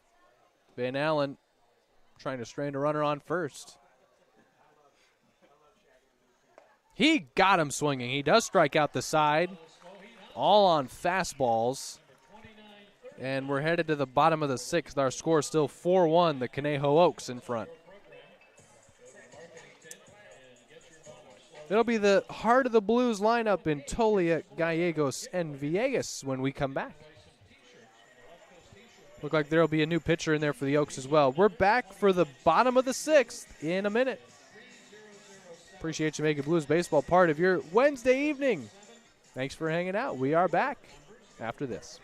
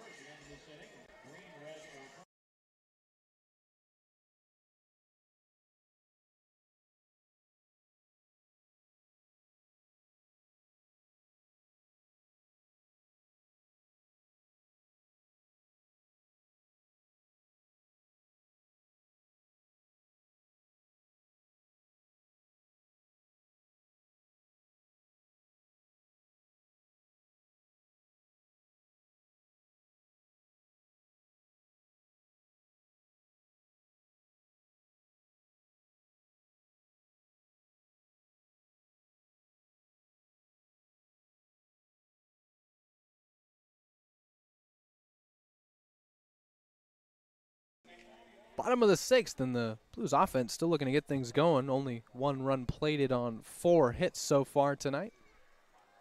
And Tolia 0 for 2 takes ball 1, and the newly inserted reliever for the Oaks, a right-hander out of Simi Valley, California. It's Jackson Jordan. This is his first appearance since June 19th. He was sidelined with injury, very serious arm fatigue that Jordan was dealing with, and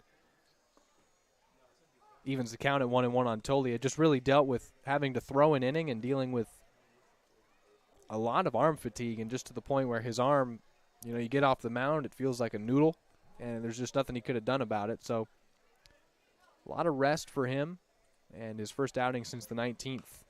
Fouled back, strike 2 on Zach Tolia. So good to see Jackson Jordan back out there, a sophomore out of Moore Park College. It's 12.27 ERA. This is his 5th appearance of the season. In 3 2/3 innings pitched, he's struck out 4 batters and walked 3. Ahead on Tolia, 1-2. No better time for the Blues to get things going offensively than with the heart of the order.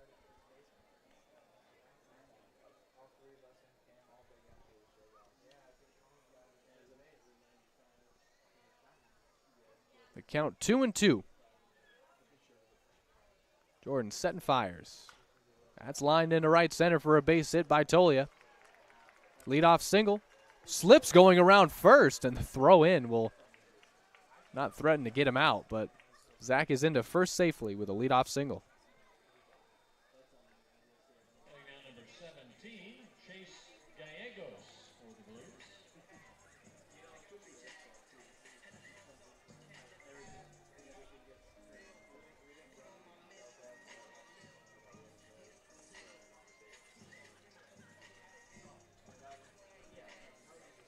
There's Gallegos 0 for 2 tonight. Blues get what they needed, the leadoff single.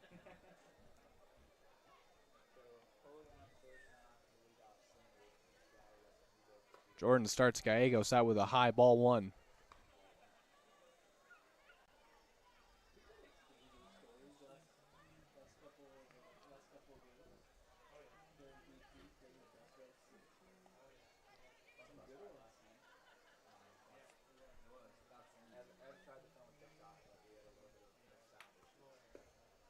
That's low for ball 2, and Gallegos ahead on Jackson Jordan. Chase struck out swinging in the first, grounded out to short in the 4th. Tolia gets himself a leadoff single. See how Gallegos follows that up. 2-0. Now 2-1. Inside part of the plate, got the corner.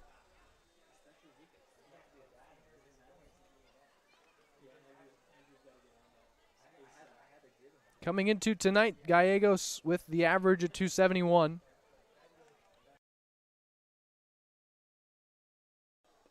There's ball 3. Good pick by Sulak.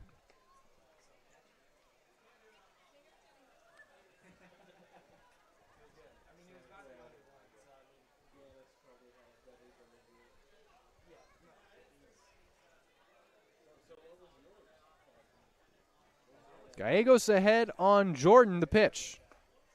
Count full.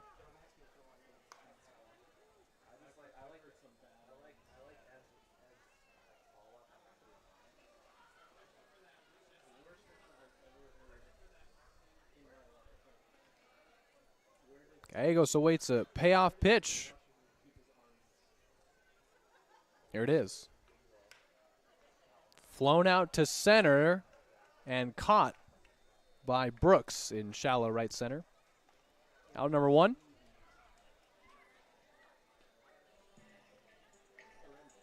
Soft liner to second, retires Gallegos, and here's Villegas, 1 for 2 tonight.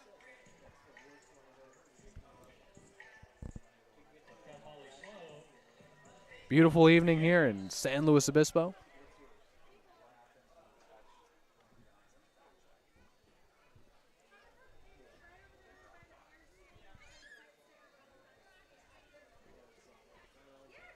Jordan starts Villegas out with strike 1.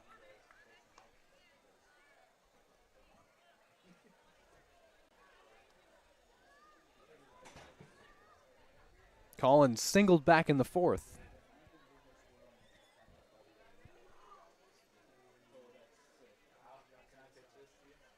That's lined into center field for a base hit. Villegas has himself his second single. They're on first and second with 1 out for E.J. Kreutzmann, who's swinging a hot bat. He doubled in the second, and then as if it was on cue, Matt Fernandez was talking about where you don't want to miss to Kreutzmann, and he almost sent one over the right field wall for a 2-run home run. Instead, he flew out to the warning track in right, but he has hit 2 balls extremely hard, one for a double, one for a long flyout.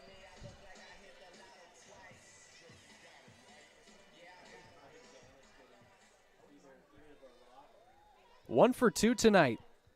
Picked up his 4th double in 3 games. And the outfielder from Columbia trying to continue the power stroke he's been feeling at the plate with runners on first and second and only 1 out. The pitch from Jordan is high.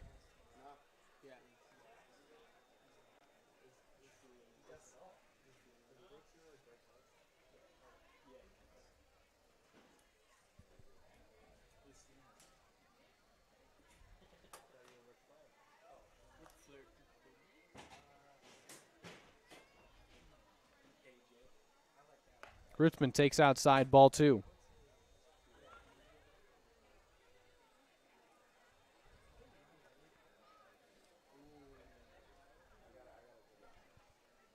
Blues have now tallied 6 hits against the Oaks. Only the 1 run to show for it. They've struggled with runners on. The 2-0 pitch inside.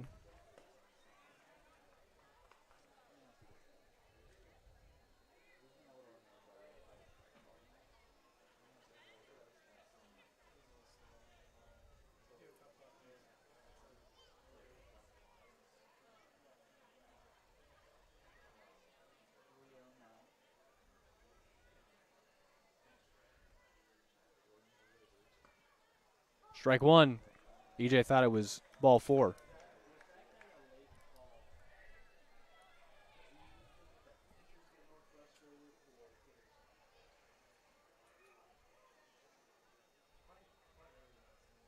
Count 3-1. Biggest spot for the Blues.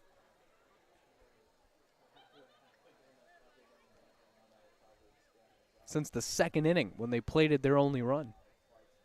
First and second. 3-1 pitch on its way. There's ball 4. And they're loaded for Tate Samuelson.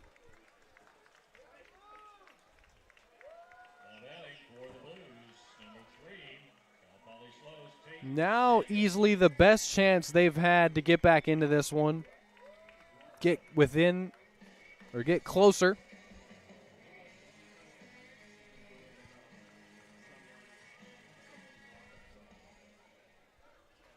Trying to beat the Oaks for the first time this season. They're 0 for 3. It's the 4th meeting between these 2 teams in the South. The Oaks in 2nd place, the Blues in 5th, and a chance to make up ground. All has to start here with a good at-bat from Samuelson. Jordan starts him out with ball 1 outside. It's a good at-bat from Kreutzmann to work the walk. Samuelson has driven in the only run for the Blues on an RBI ground out back in the 2nd. And it's also the biggest at-bat that the Cal Poly Mustang has had this season. 1-0 pitch. That's in there for a strike to even the count.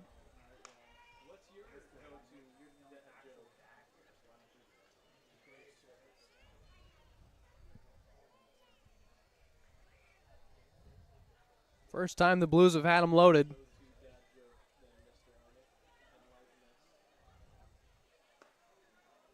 Ball 2. Sulak did everything he could to try and frame it. Didn't fool Samuelson. Good take, and he's ahead on Jordan.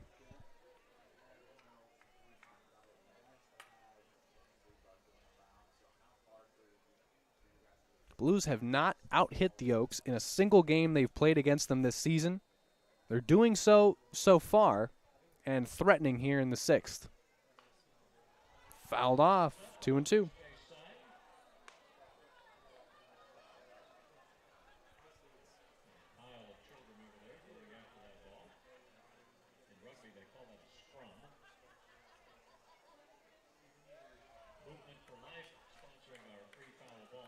Count even. Biggest spot of the night. Blues trying to inch closer. 2 balls and 2 strikes. Samuelson fouls it straight back against the netting. And we'll do it all over again. Base is full of Blues. Tolia singled, he's at third. Villegas singled, he's at second. Kreutzmann worked a walk in a lengthy at-bat. A good battle going here between Jackson Jordan of Simi Valley and Tate Samuelson of San Diego.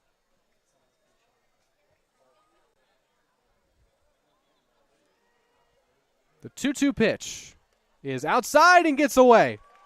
Here comes Tolia. It's 4-2.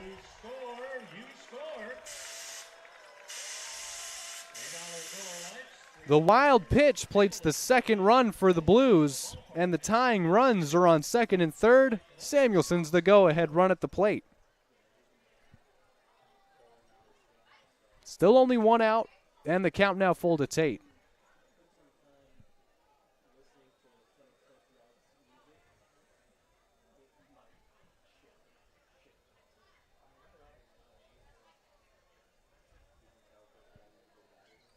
Three balls and two strikes. The payoff pitch. Flown out to right. Shallow right. Catch made by Durfee. Not deep enough to score Villegas. And there's two out for Price.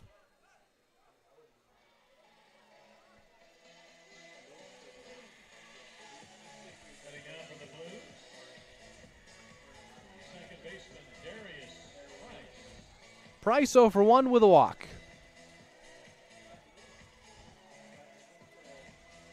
Blues have still brought the go-ahead run to the plate, and they've put the tying runs in scoring position. Big at-bat for Price. Blues trying to avoid losing back-to-back games here at home. Jordan starts Price out with ball one. Not a lot of first-pitch strikes to the Blues bats in this bottom of the sixth. They had him loaded, and Tolia scored on a wild pitch. Villegas is at third now, and Kreutzmann's at second base. Price at the plate. Here's a 1-0 pitch. Fouled back against the top of the netting, and it's 1-1.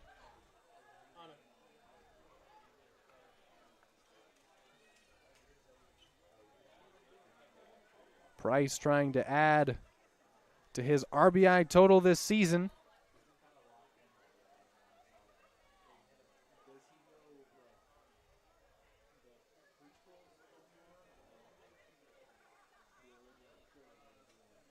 Sits at 3 currently. And the 1-1 pitch. Outside again. Good catch by Sulak. Almost got away again. That could have been another run. It's the danger of attacking the outside part of the plate to these right-handers with runners on third. Anything that breaks away, loops away, in danger of getting away from your catcher and resulting in a run. We've already seen it once. Here's a 2-1 pitch now to Price. Strike two.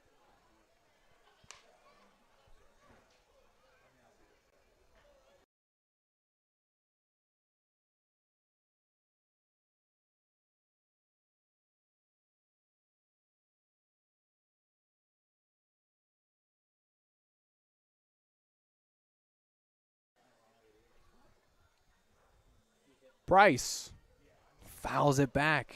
Barely makes contact, stays alive.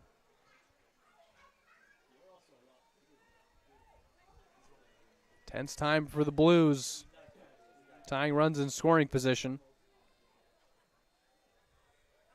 Price with good speed out of the batter's box, trying to add to his RBI total of 3. Jackson Jordan trying to get out of the 6th. Got him swinging. Able to do so. Gets Price swinging. We're headed to the top of the 7th. And it's time for the SLO Derby, the most exciting 30 seconds in all of sports history. Over there on the right field side by the Left Coast T-shirt company, you'll see 4 horses. To the 7th we go, and it'll be the second inning of work for Cade Van Allen. He'll face Brooks, Gannis, and Grant when we come back. 9, 1, and 2 in the Oaks order. Conejo looking for the first 4 wins against the Blues in their meetings this season. Can they pull it off? Can the Blues come back? We're back for the 7th in 90 seconds. Thanks for hanging out.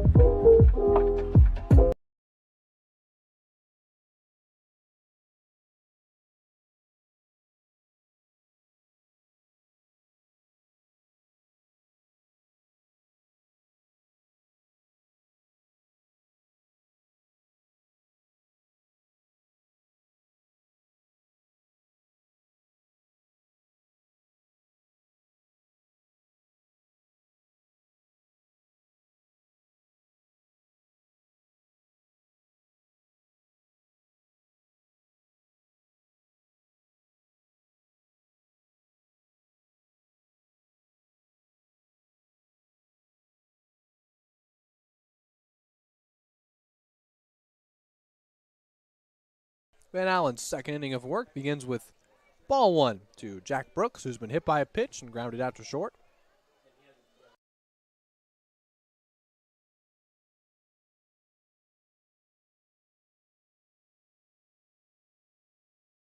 Same spot on the second pitch, misses again for ball 2.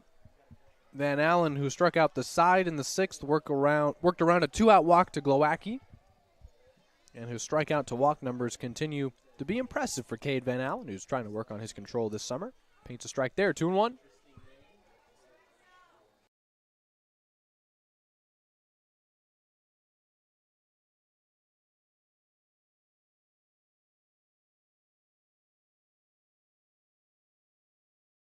That's ball 3. That's the third pitch that we've seen Van Allen try to rev up and be beyond the reach of Gallegos behind the plate. 3 balls and a strike.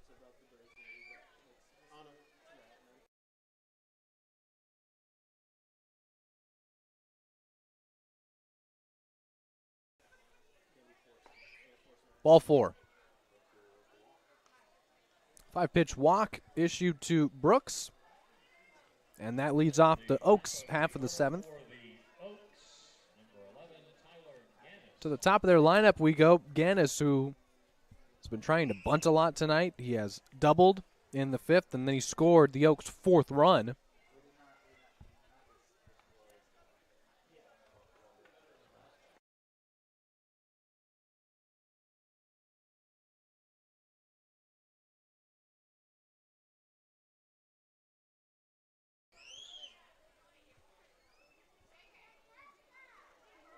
Van Allen fires a breaking ball in there for strike 1.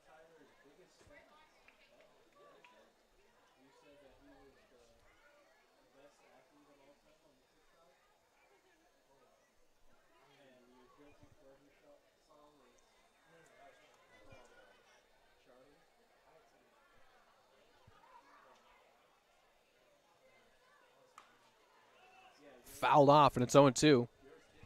Brooks is at first. He worked a leadoff walk on 5 pitches against Cade Van Allen, so that's Van Allen's second runner to reach, both on walks. It's his first time facing the right fielder Gannis.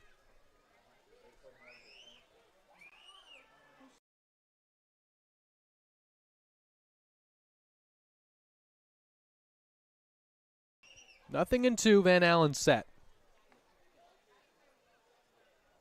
And the pitch. Grounded back up the middle. Maciel makes a sliding throw. Gets the out at second.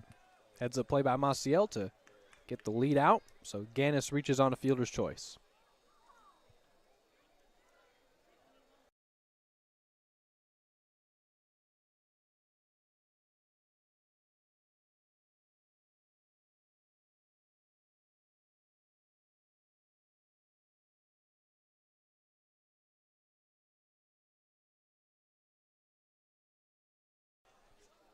Gannis now safe at first with 1 out for Gavin Grant, who takes ball 1.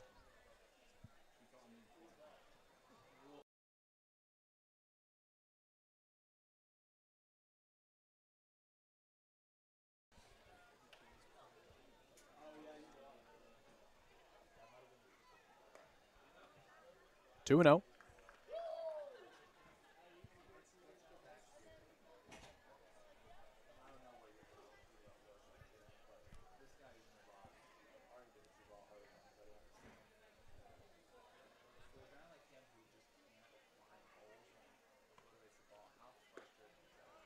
Van Allen gets the call on the corner. Strike 1. Grant so far tonight, 1 for 3, picked up an RBI single in that 3rd inning where the Oaks plated 3 of their 4 runs. Grounded out to short back in the 5th. Throw over to first. That play was close, but Gannis is safe.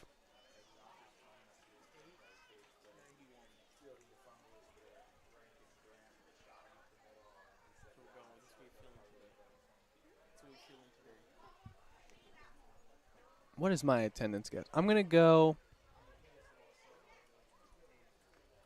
That's foul tip for strike 2. 9:02. Thank you. Hot sauce wanted and needed with 1 out in the top of the 7th. Van Allen throws over to first. That gets away from Tolia.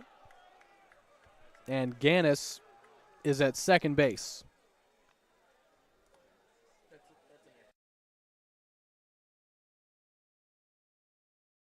That's a pickoff error on Cade Van Allen. The throw bounced to first, and Tolia tried his best to pick it, but it was a low throw, ruling that an E1 that allows Gannis to be in scoring position. There's still only 1 out for Gavin Grant.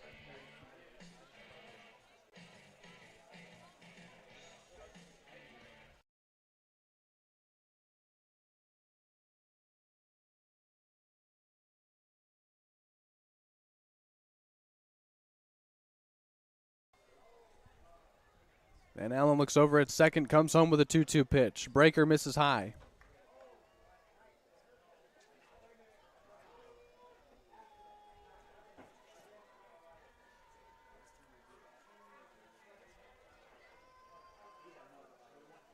Count full to Grant, the senior out of Oregon.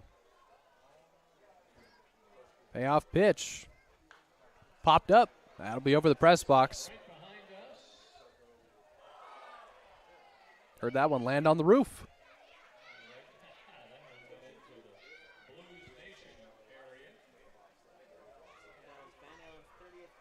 Thank you, Matt. That was Cade Van Allen's 30th pitch thrown.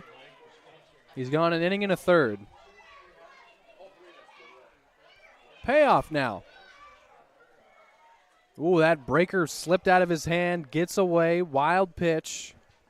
And Gannis is at third. It is also a walk. Here comes Ed Gravel. They're at the corners with 1 out for Austin Carrillo. Take a look at some of the folks that make Blues baseball possible here on the Central Coast. They include Sour Brands, all natural and organic spices, Smitty's Auto Center, Studio 2G Architects,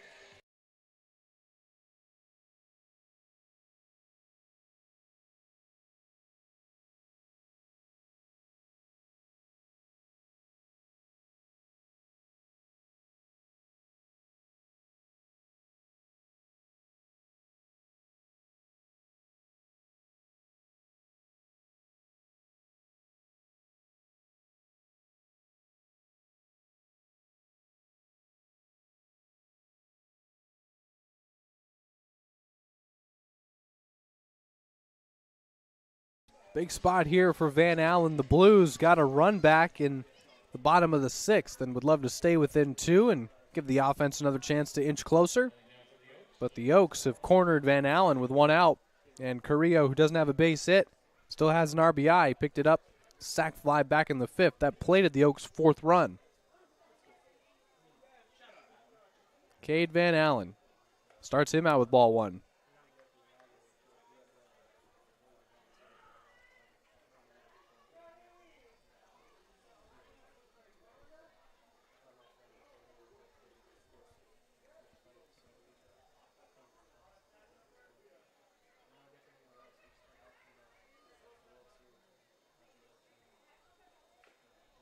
Foul tipped, 1-1.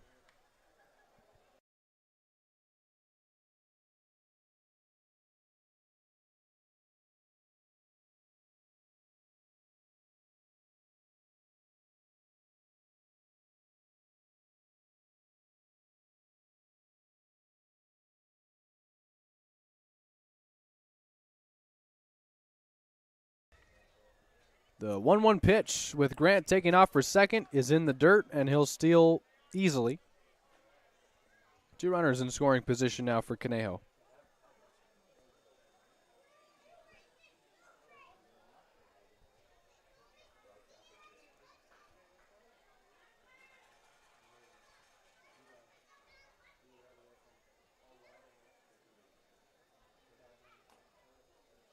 Infield tightly packed in. No runs defense. Everyone's toes on the infield grass. Time called by Carrillo. He has walked, struck out looking, and picked up that sac fly in the 5th. Van Allen set. Here's a 2-1 pitch. Got the call in the corner, 2-2.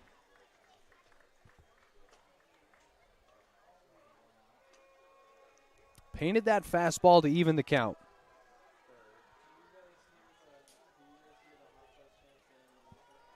And we learned from Matt Fernandez back in the fourth strikeout, or a pop-out will do.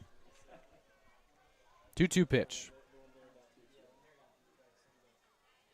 Van Allen lined this one. That's beyond the reach of Price. That's a base hit. Throw in from right. Cut off by Tolia. It's 6-2 Oaks. They clear the bases. And it's a 2 RBI single for Austin Carrillo.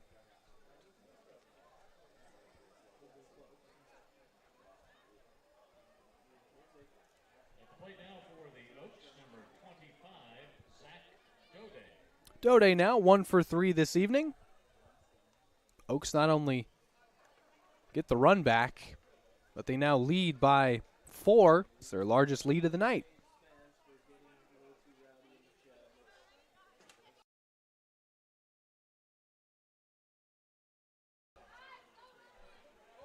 Van Allen starts him out with a low ball 1.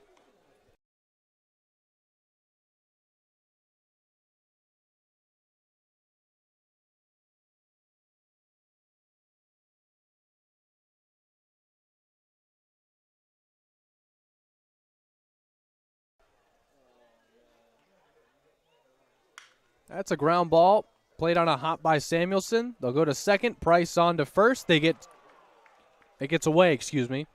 They get the out at second. Tolia couldn't hang on. So there's 2 out.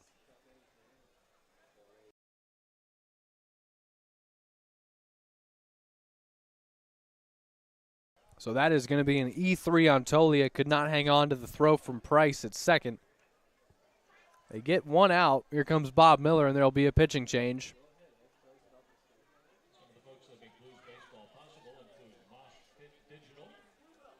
So Dode reaches on the E3. And it looks like it'll be Cade Nickel to pitch in the top of the 7th.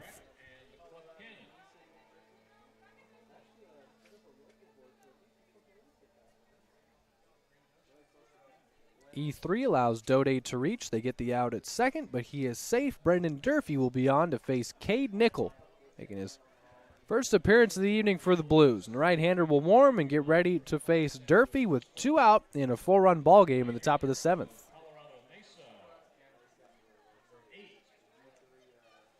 Short break, and we're back in 90 seconds on the Blues Streaming Network. We appreciate you hanging out with us.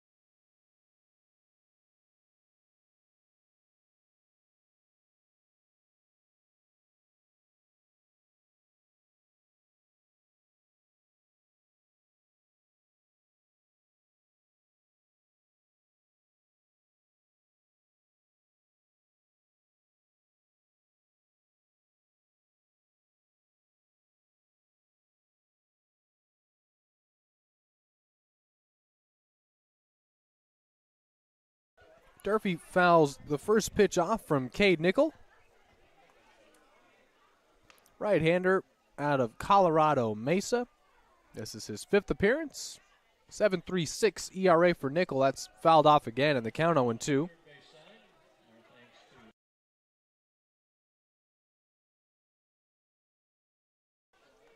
Two outs, top 7, the count 0-2. Haven't seen Nichols since he pitched on June 29th in a 3-0 loss to the Riptide. He pitched 2 no-hit innings and gets a strikeout looking on Durfee. Gets the call on the corner, and the backwards K gets the Blues out of the 7th, but not before the Oaks plate 2 to take their largest lead of the game at 6-2.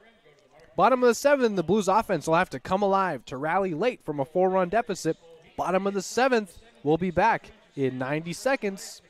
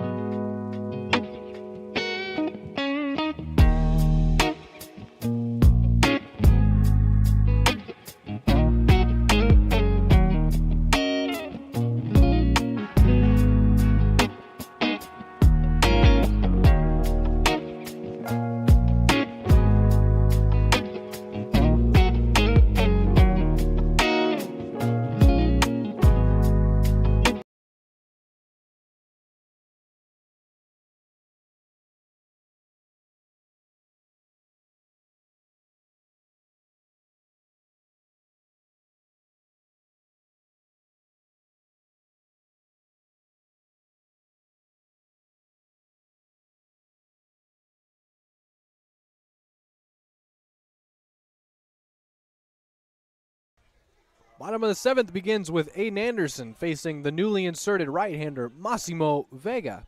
Ball 1.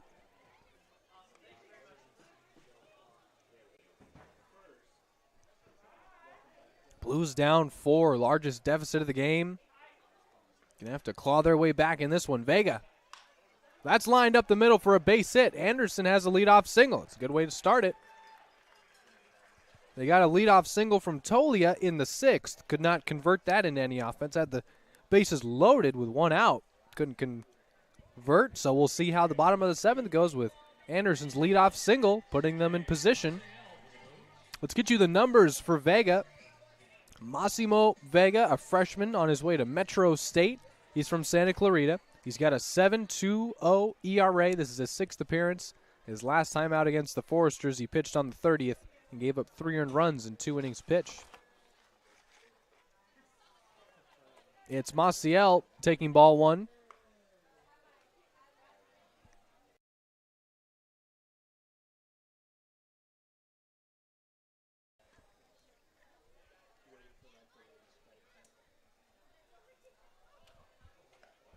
Vega, that's in there for a strike.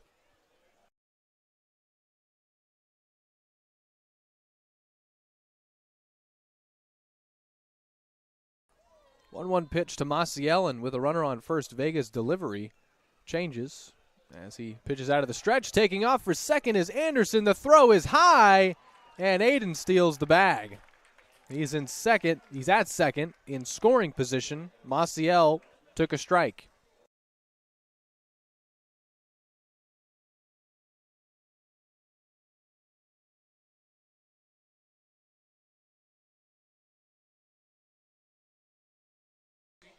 Blues in business with a runner on second. There's no one out.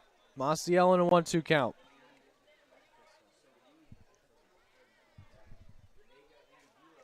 Massimo Vega greeted with a leadoff single. And a stolen base from there. He'll stare down Anderson at second. Now deal. Maciel takes ball 2, and that evens the count.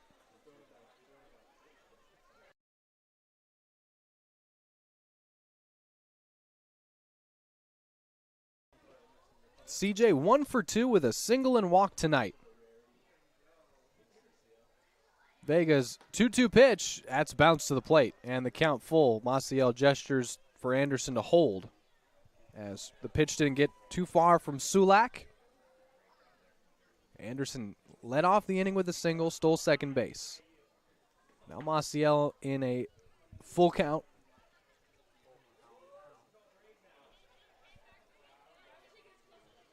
Vega's payoff. Ball 4. There it is.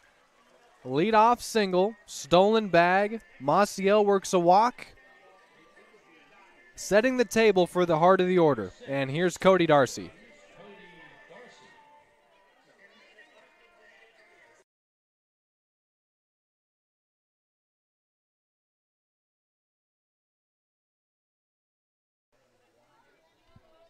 Darcy stands in 1 for 3 tonight. Massimo Vega.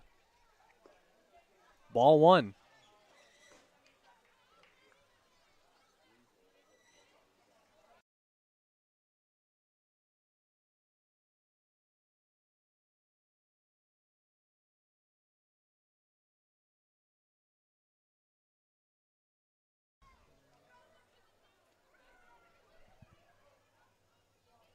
Darcy awaits a 1-0 pitch. Here it is. Inside, but he got the call 1-1.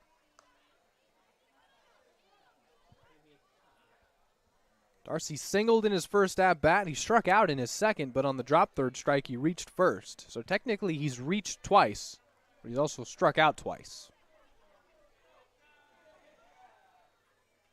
Ball and a strike. That breaker missed inside. 2-1. Vega struggling with a bit of command. He was greeted with a single. Anderson stole second base. Maciel worked a walk in a nice at-bat. And now Darcy's ahead in the count on him.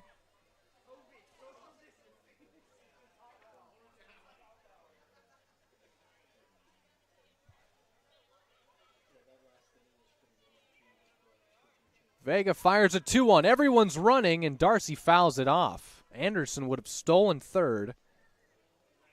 And it looked like Maciel. Was Maciel really all out running for second? Did you see, Matt? Looked like he was halfway there. That's what I thought it was. Counts 2-2. They're still on first and second with nobody out.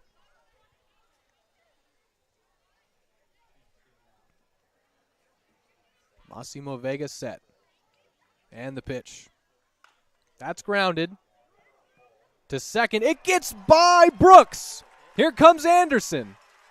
He scores, and they're at the corners. It's 6-3.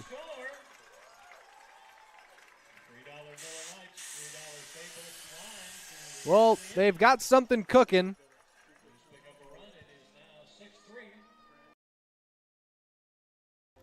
Darcy's RBI single makes it 6-3. There's still nobody out. They've got Vega cornered, and he'll have to deal with Tolia now.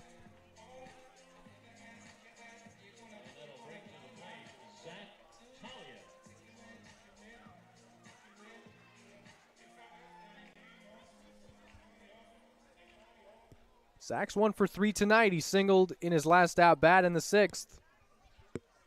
Blues have just gotten so close. They've gotten the runners on, but they have not hit. Well, Tolia out to center.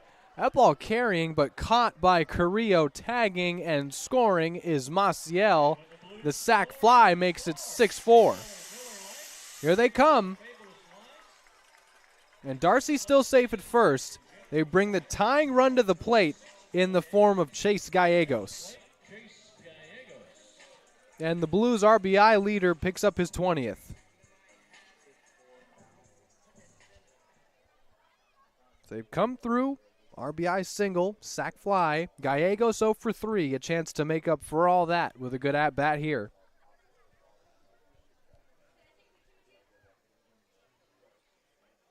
Vega starts him out inside. That seems like an area where he's been attacking these right-handed hitters. Gallegos has struck out, grounded out to short, and lined out softly to second base. Doing the catching and batting fifth.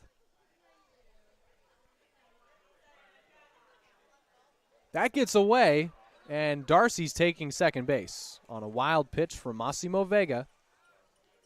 And that's huge because it takes away the possibility of a double play. That could possibly end the inning.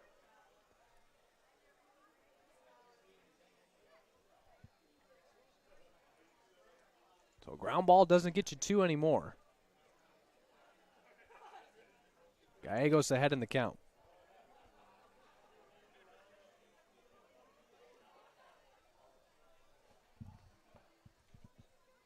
Blues have rallied for 2 in the 7th. There's only one out. Came on Zach Tolia's sac fly.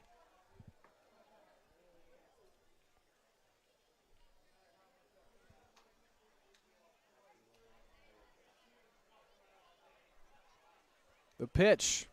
That's laced out to left, dropping for a base hit. Here comes Darcy. It's 6-5, and Gallegos is out at second base.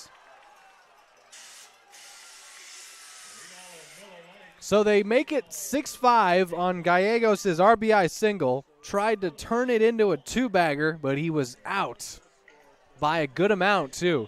It was a nice throw from Glowacki and left, and the tag applied. So it's Villegas who's 2 for 3. 3 straight at-bats resulting in runs driven in. The pause and delivery from Vega, ball 1. 6-5 now the score.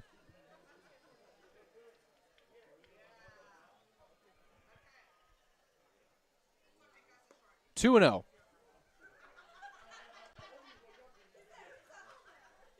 Well, by now you've noticed that Massimo Vega, in his delivery,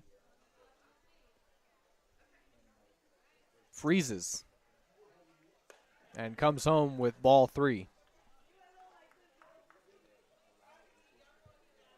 I wonder how someone learns to pitch like this. They're in the specific delivery with the pause at the top. Strike 1.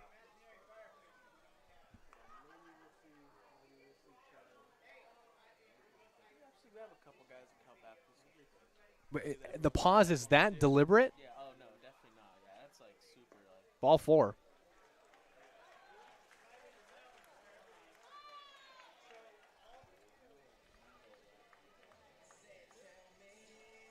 Villegas works a 5-pitch walk. Here's Kreutzmann. He's hit 2 balls extremely hard. He's 1 for 2 with a double. His fly out in the 4th was on the warning track, a few feet away from leaving the yard, and he walked back in the 6th.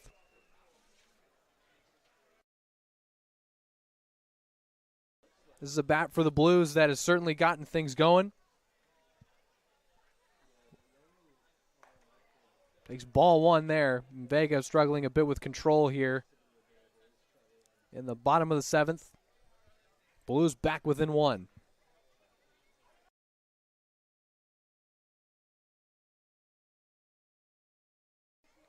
Thrower to first. Checks on Villegas. He's still safe.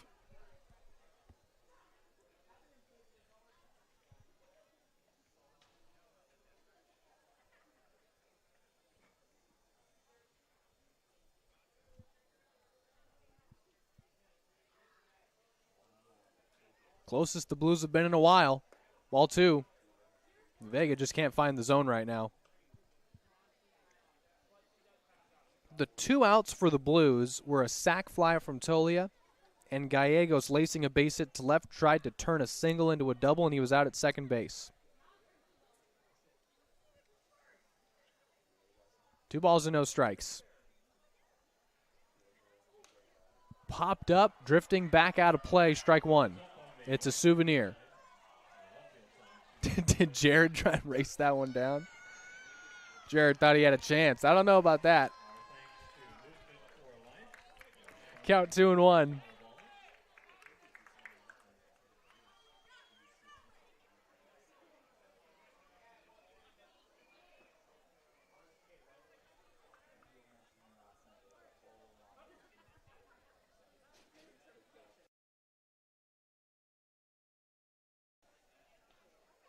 Outside ball 3.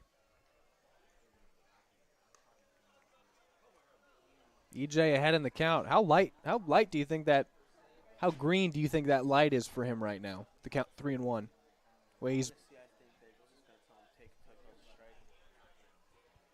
He'll wait on his pitch with the count in his favor. Flown out to left. That is going to be a tough play because it drops foul.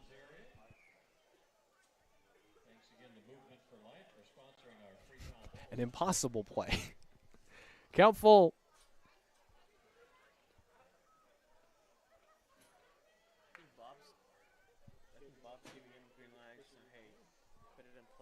Yeah.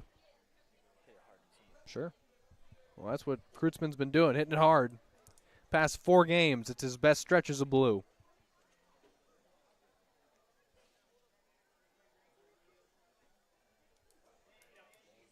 Count full. Vega, payoff.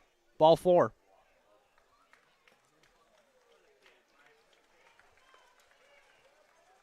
It's the 3rd walk of the inning, and the 8th Blue is coming to the plate in the form of Tate Samuelson. And the Oaks pitching coach out to have a word with Massimo Vega.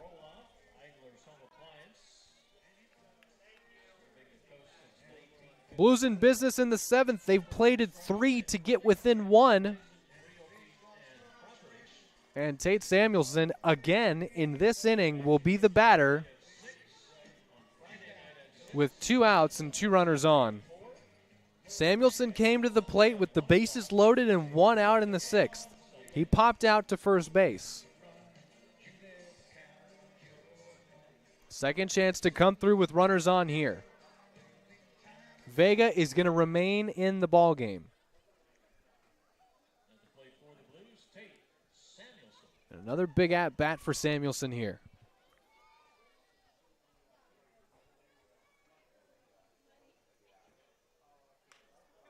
Flown out and caught. Soft liner. Brooks pulls it in, and the threat is put away. Samuelson softly lines out to second base, and we are headed to the 8th. But the Blues plate 3 in consecutive at-bats from Darcy, Tolia, and Gallegos. They get within 1, and we've got a good ball game heading into the 8th. Hope you didn't go anywhere, and if you did, come on back and tell everyone else to join us in the 8th inning. Good ball game going. Cade Nickel on to pitch, and we'll be back for the 8th. Blues Baseball and the Blues Streaming Network. Appreciate you spending your Wednesday evening with us.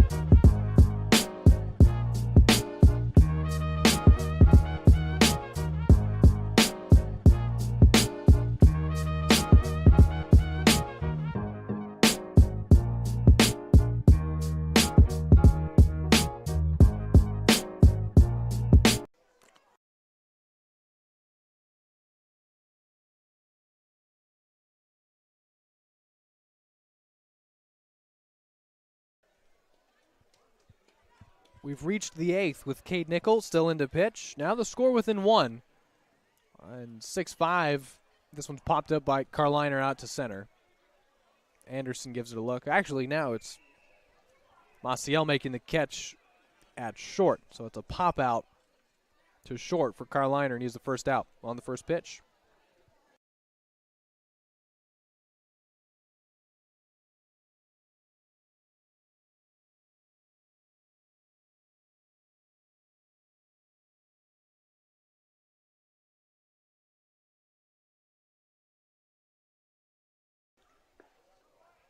Strike 1 on Tyler Glowacki. Cade Nickel, who is going to be a back-end bullpen reliever. Going to get some chances to close. Quickly 0-2. Cade Nickel and Eric Kubitawicz, the guys that have been spoken about as the late inning guys. If the game's close, they'll be in. They throw strikes, they get swing and misses, and they put up zeros. Nickel trying to do so in the 8th. Ball 1.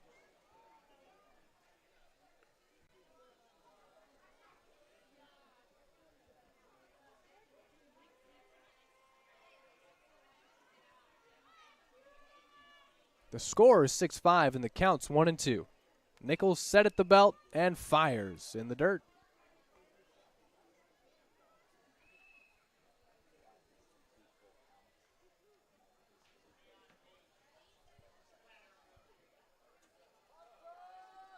Glowacki 0 for 2 with a walk.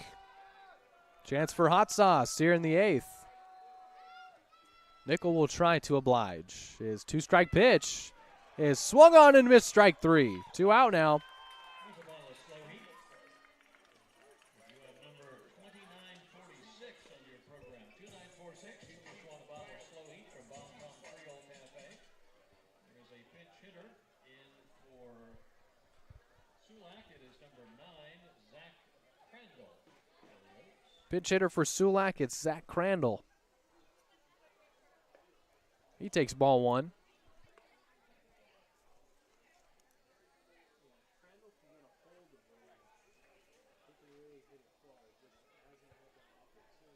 Sulak's day ends 1 for 3, and Crandall takes strike 1.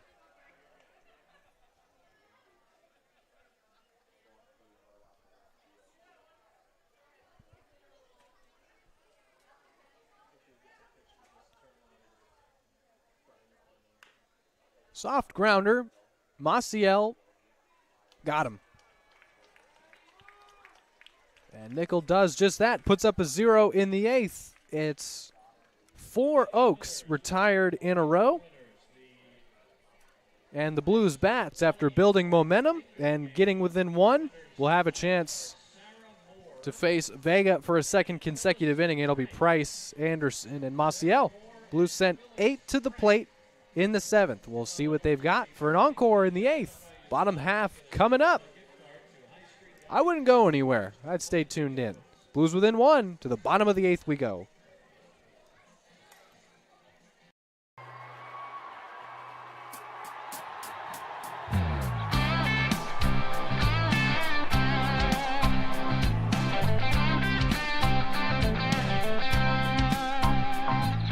Baseball season's underway. You'd better get ready for a brand new day. Hey, St. Louis, what do you say? The Blues are gonna win today. We're singing now. Go Blues, go. Go Blues, go. Hey, St. Louis, what do you say? The Blues are gonna win today. Go Blues, go. Go Blues, go. Hey, St. Louis, what do you say? The Blues are gonna win today. They got the hitters, pitchers, and speed to be the best in the West indeed. Stinsheimer Park is where they play. So come on. Bottom of the 8th with Price leading things off and taking strike 1 from Massimo Vega.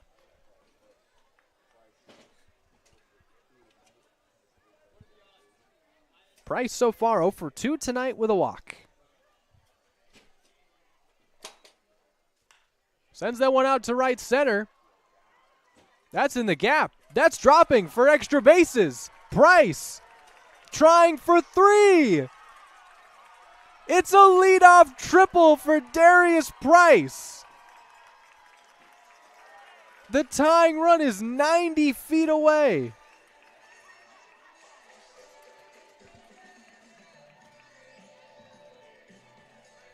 They've come alive and taken advantage of the pitching change. They've gotten to Vega, sent 8 men to the plate against him in the 7th, scored 3. They keep him in, and Price greets him with a triple here in the 8th.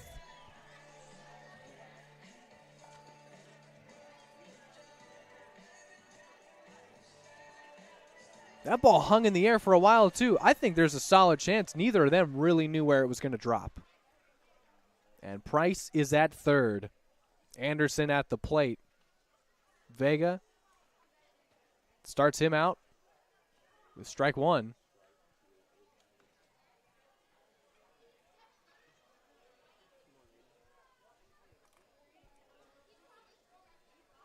One-run game, bottom of the 8th. That tying run is at third. And the 0-1 pitch. 1-1.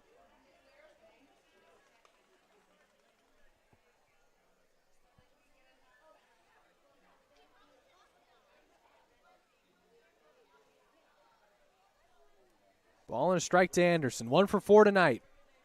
Got a single in the 7th. Swings through strike 2. And Crandall, who's doing the catching now, found that one.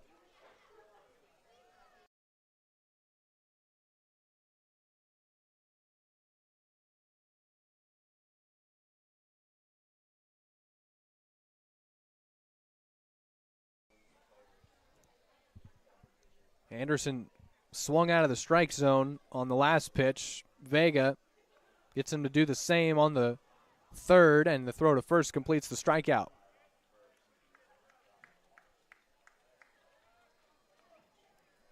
One out for Maciel.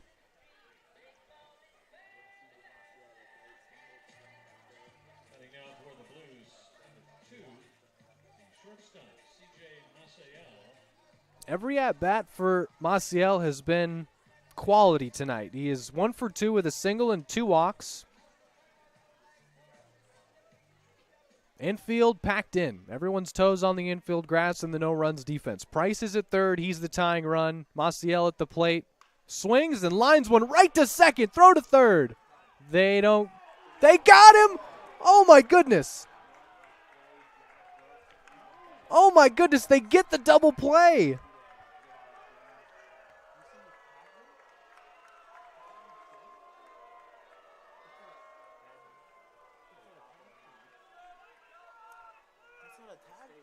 Inning over. The inning's over.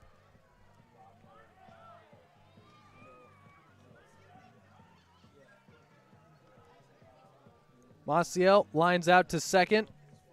Brooks through to Dode, who got Price.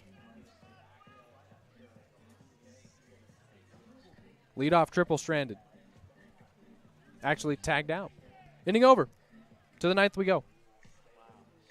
Wow is right. Wow is right.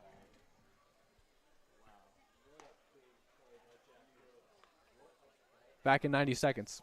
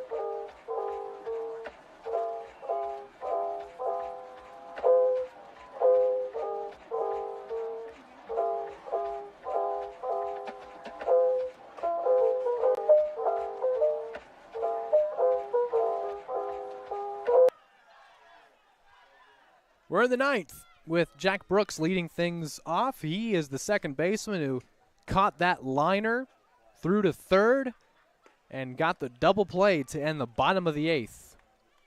And that's one of those innings where it just takes your breath away with how much promise it had with the leadoff triple and then the double play to end it. And over in a flash. This one's grounded foul. So Nickel ahead 0-2 on Jack Brooks.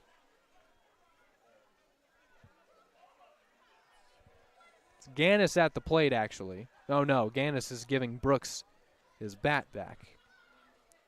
Brooks tonight, 0 for 1. He's been hit by a pitch and walked. Nickel trying to put up another 0. It's his third inning of work out of the pen. He's retired 4 straight and trying to keep the Blues within 1 heading to the bottom of the ninth. And the 0-2 is in the dirt, ball 1.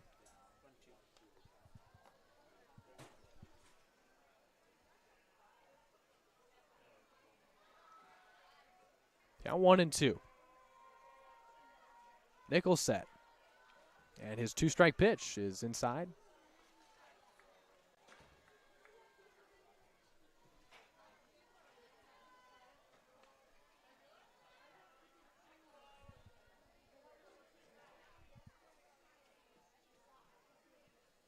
Nickel's 2-2 pitch. He got him swinging. That's the first out.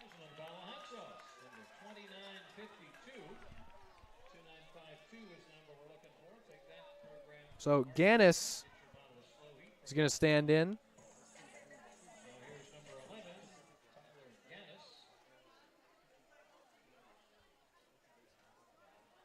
One out, top 9. Last chance for the Oaks to provide any cushion.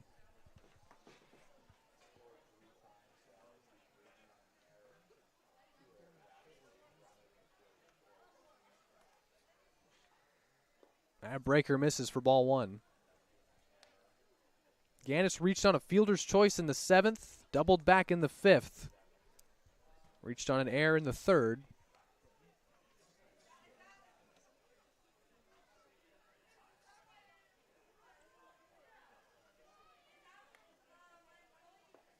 That breaker found its way over the plate. 1-1.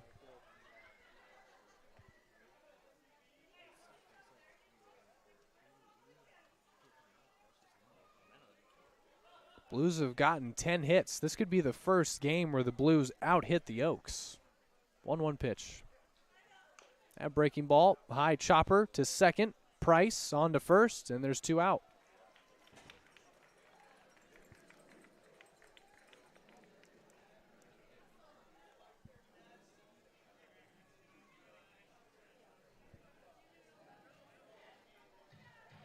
Grant, 1 for 3, is the Oaks' last chance to tack on any more. He walked back in the 7th.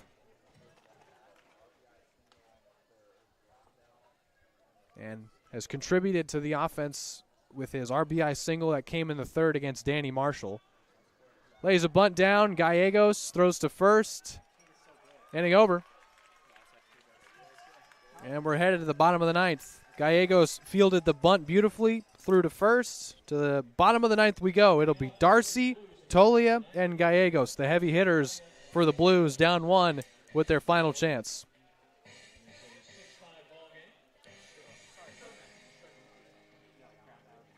Let's see if the Blues can deliver a photo finish. Bottom of the 9th, down 1, and we'll see who's in to close for Conejo.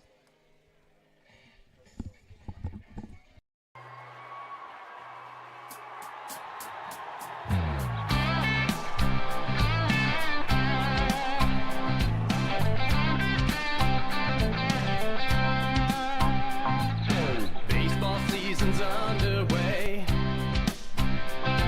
You'd better get ready for a brand new day. Hey, St. Louis, what do you say? The Blues are gonna win today. We're singing now. Go Blues, go. Go Blues, go. Hey, St. Louis, what do you say? The Blues are gonna win today. Let's go Blues, go. Go Blues, go.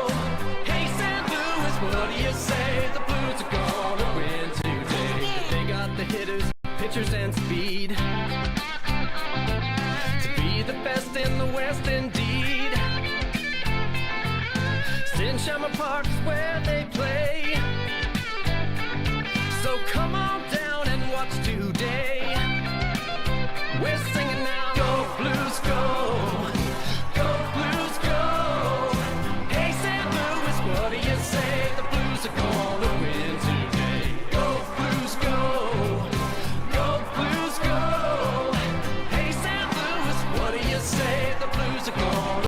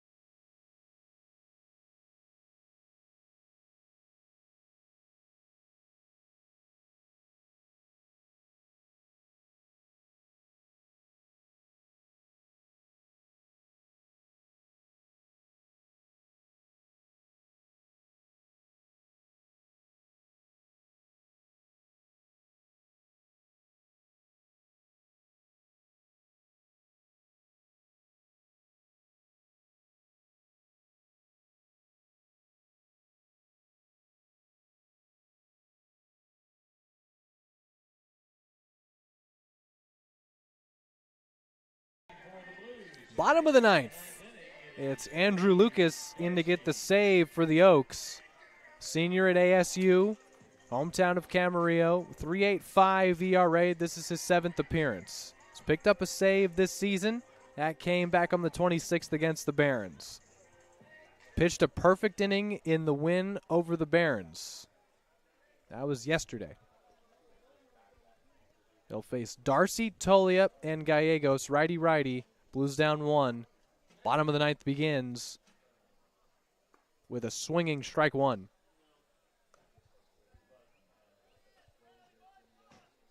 Darcy, 2 for 4. 2 singles, 2 strikeouts. The 0-1 pitch from Lucas. 0-2. Oaks looking to inch closer to the Santa Barbara Foresters, who have continued to build their lead at the first place in the CCL South.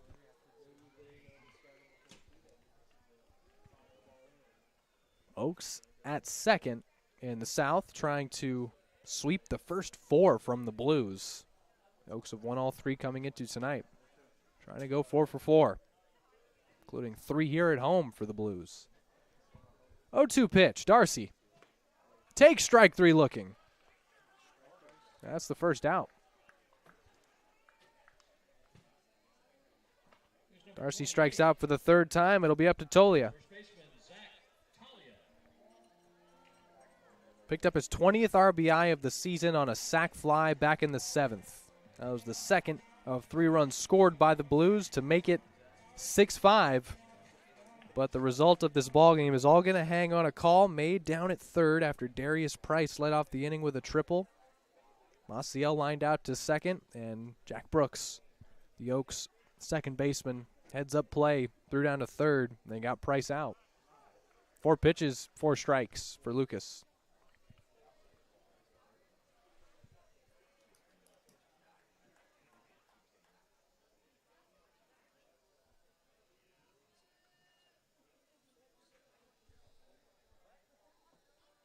Tolia up, 1 for 3 tonight.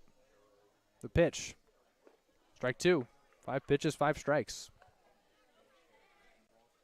Lucas has struck out 13 batters in 7 1/3, 14, in 7 1/3 innings pitched.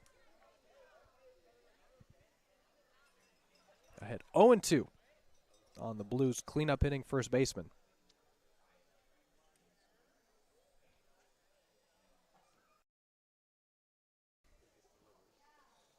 Took ball 1.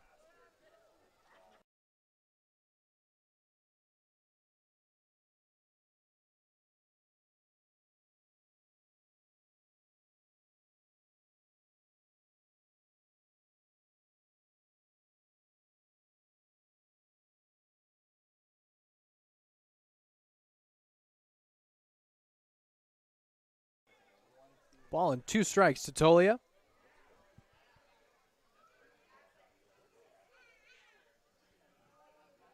Andrew Lucas. Got him looking. Back to back. Backwards K's. And there's 2 out.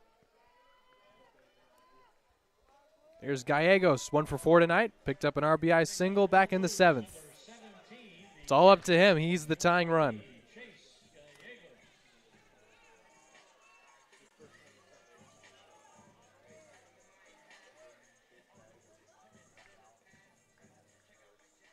Has not homered this season.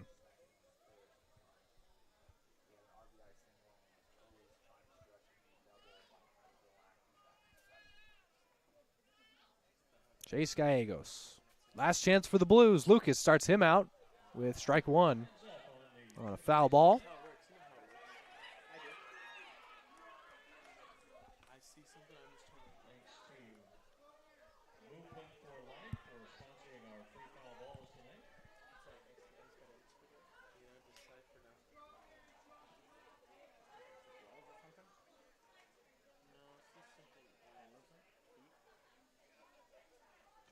Nothing in 1. Lucas looking for his 2nd save of the season. Looking to give the Oaks their 12th win. Popped up to the right side. Drops for a foul ball. Strike 2.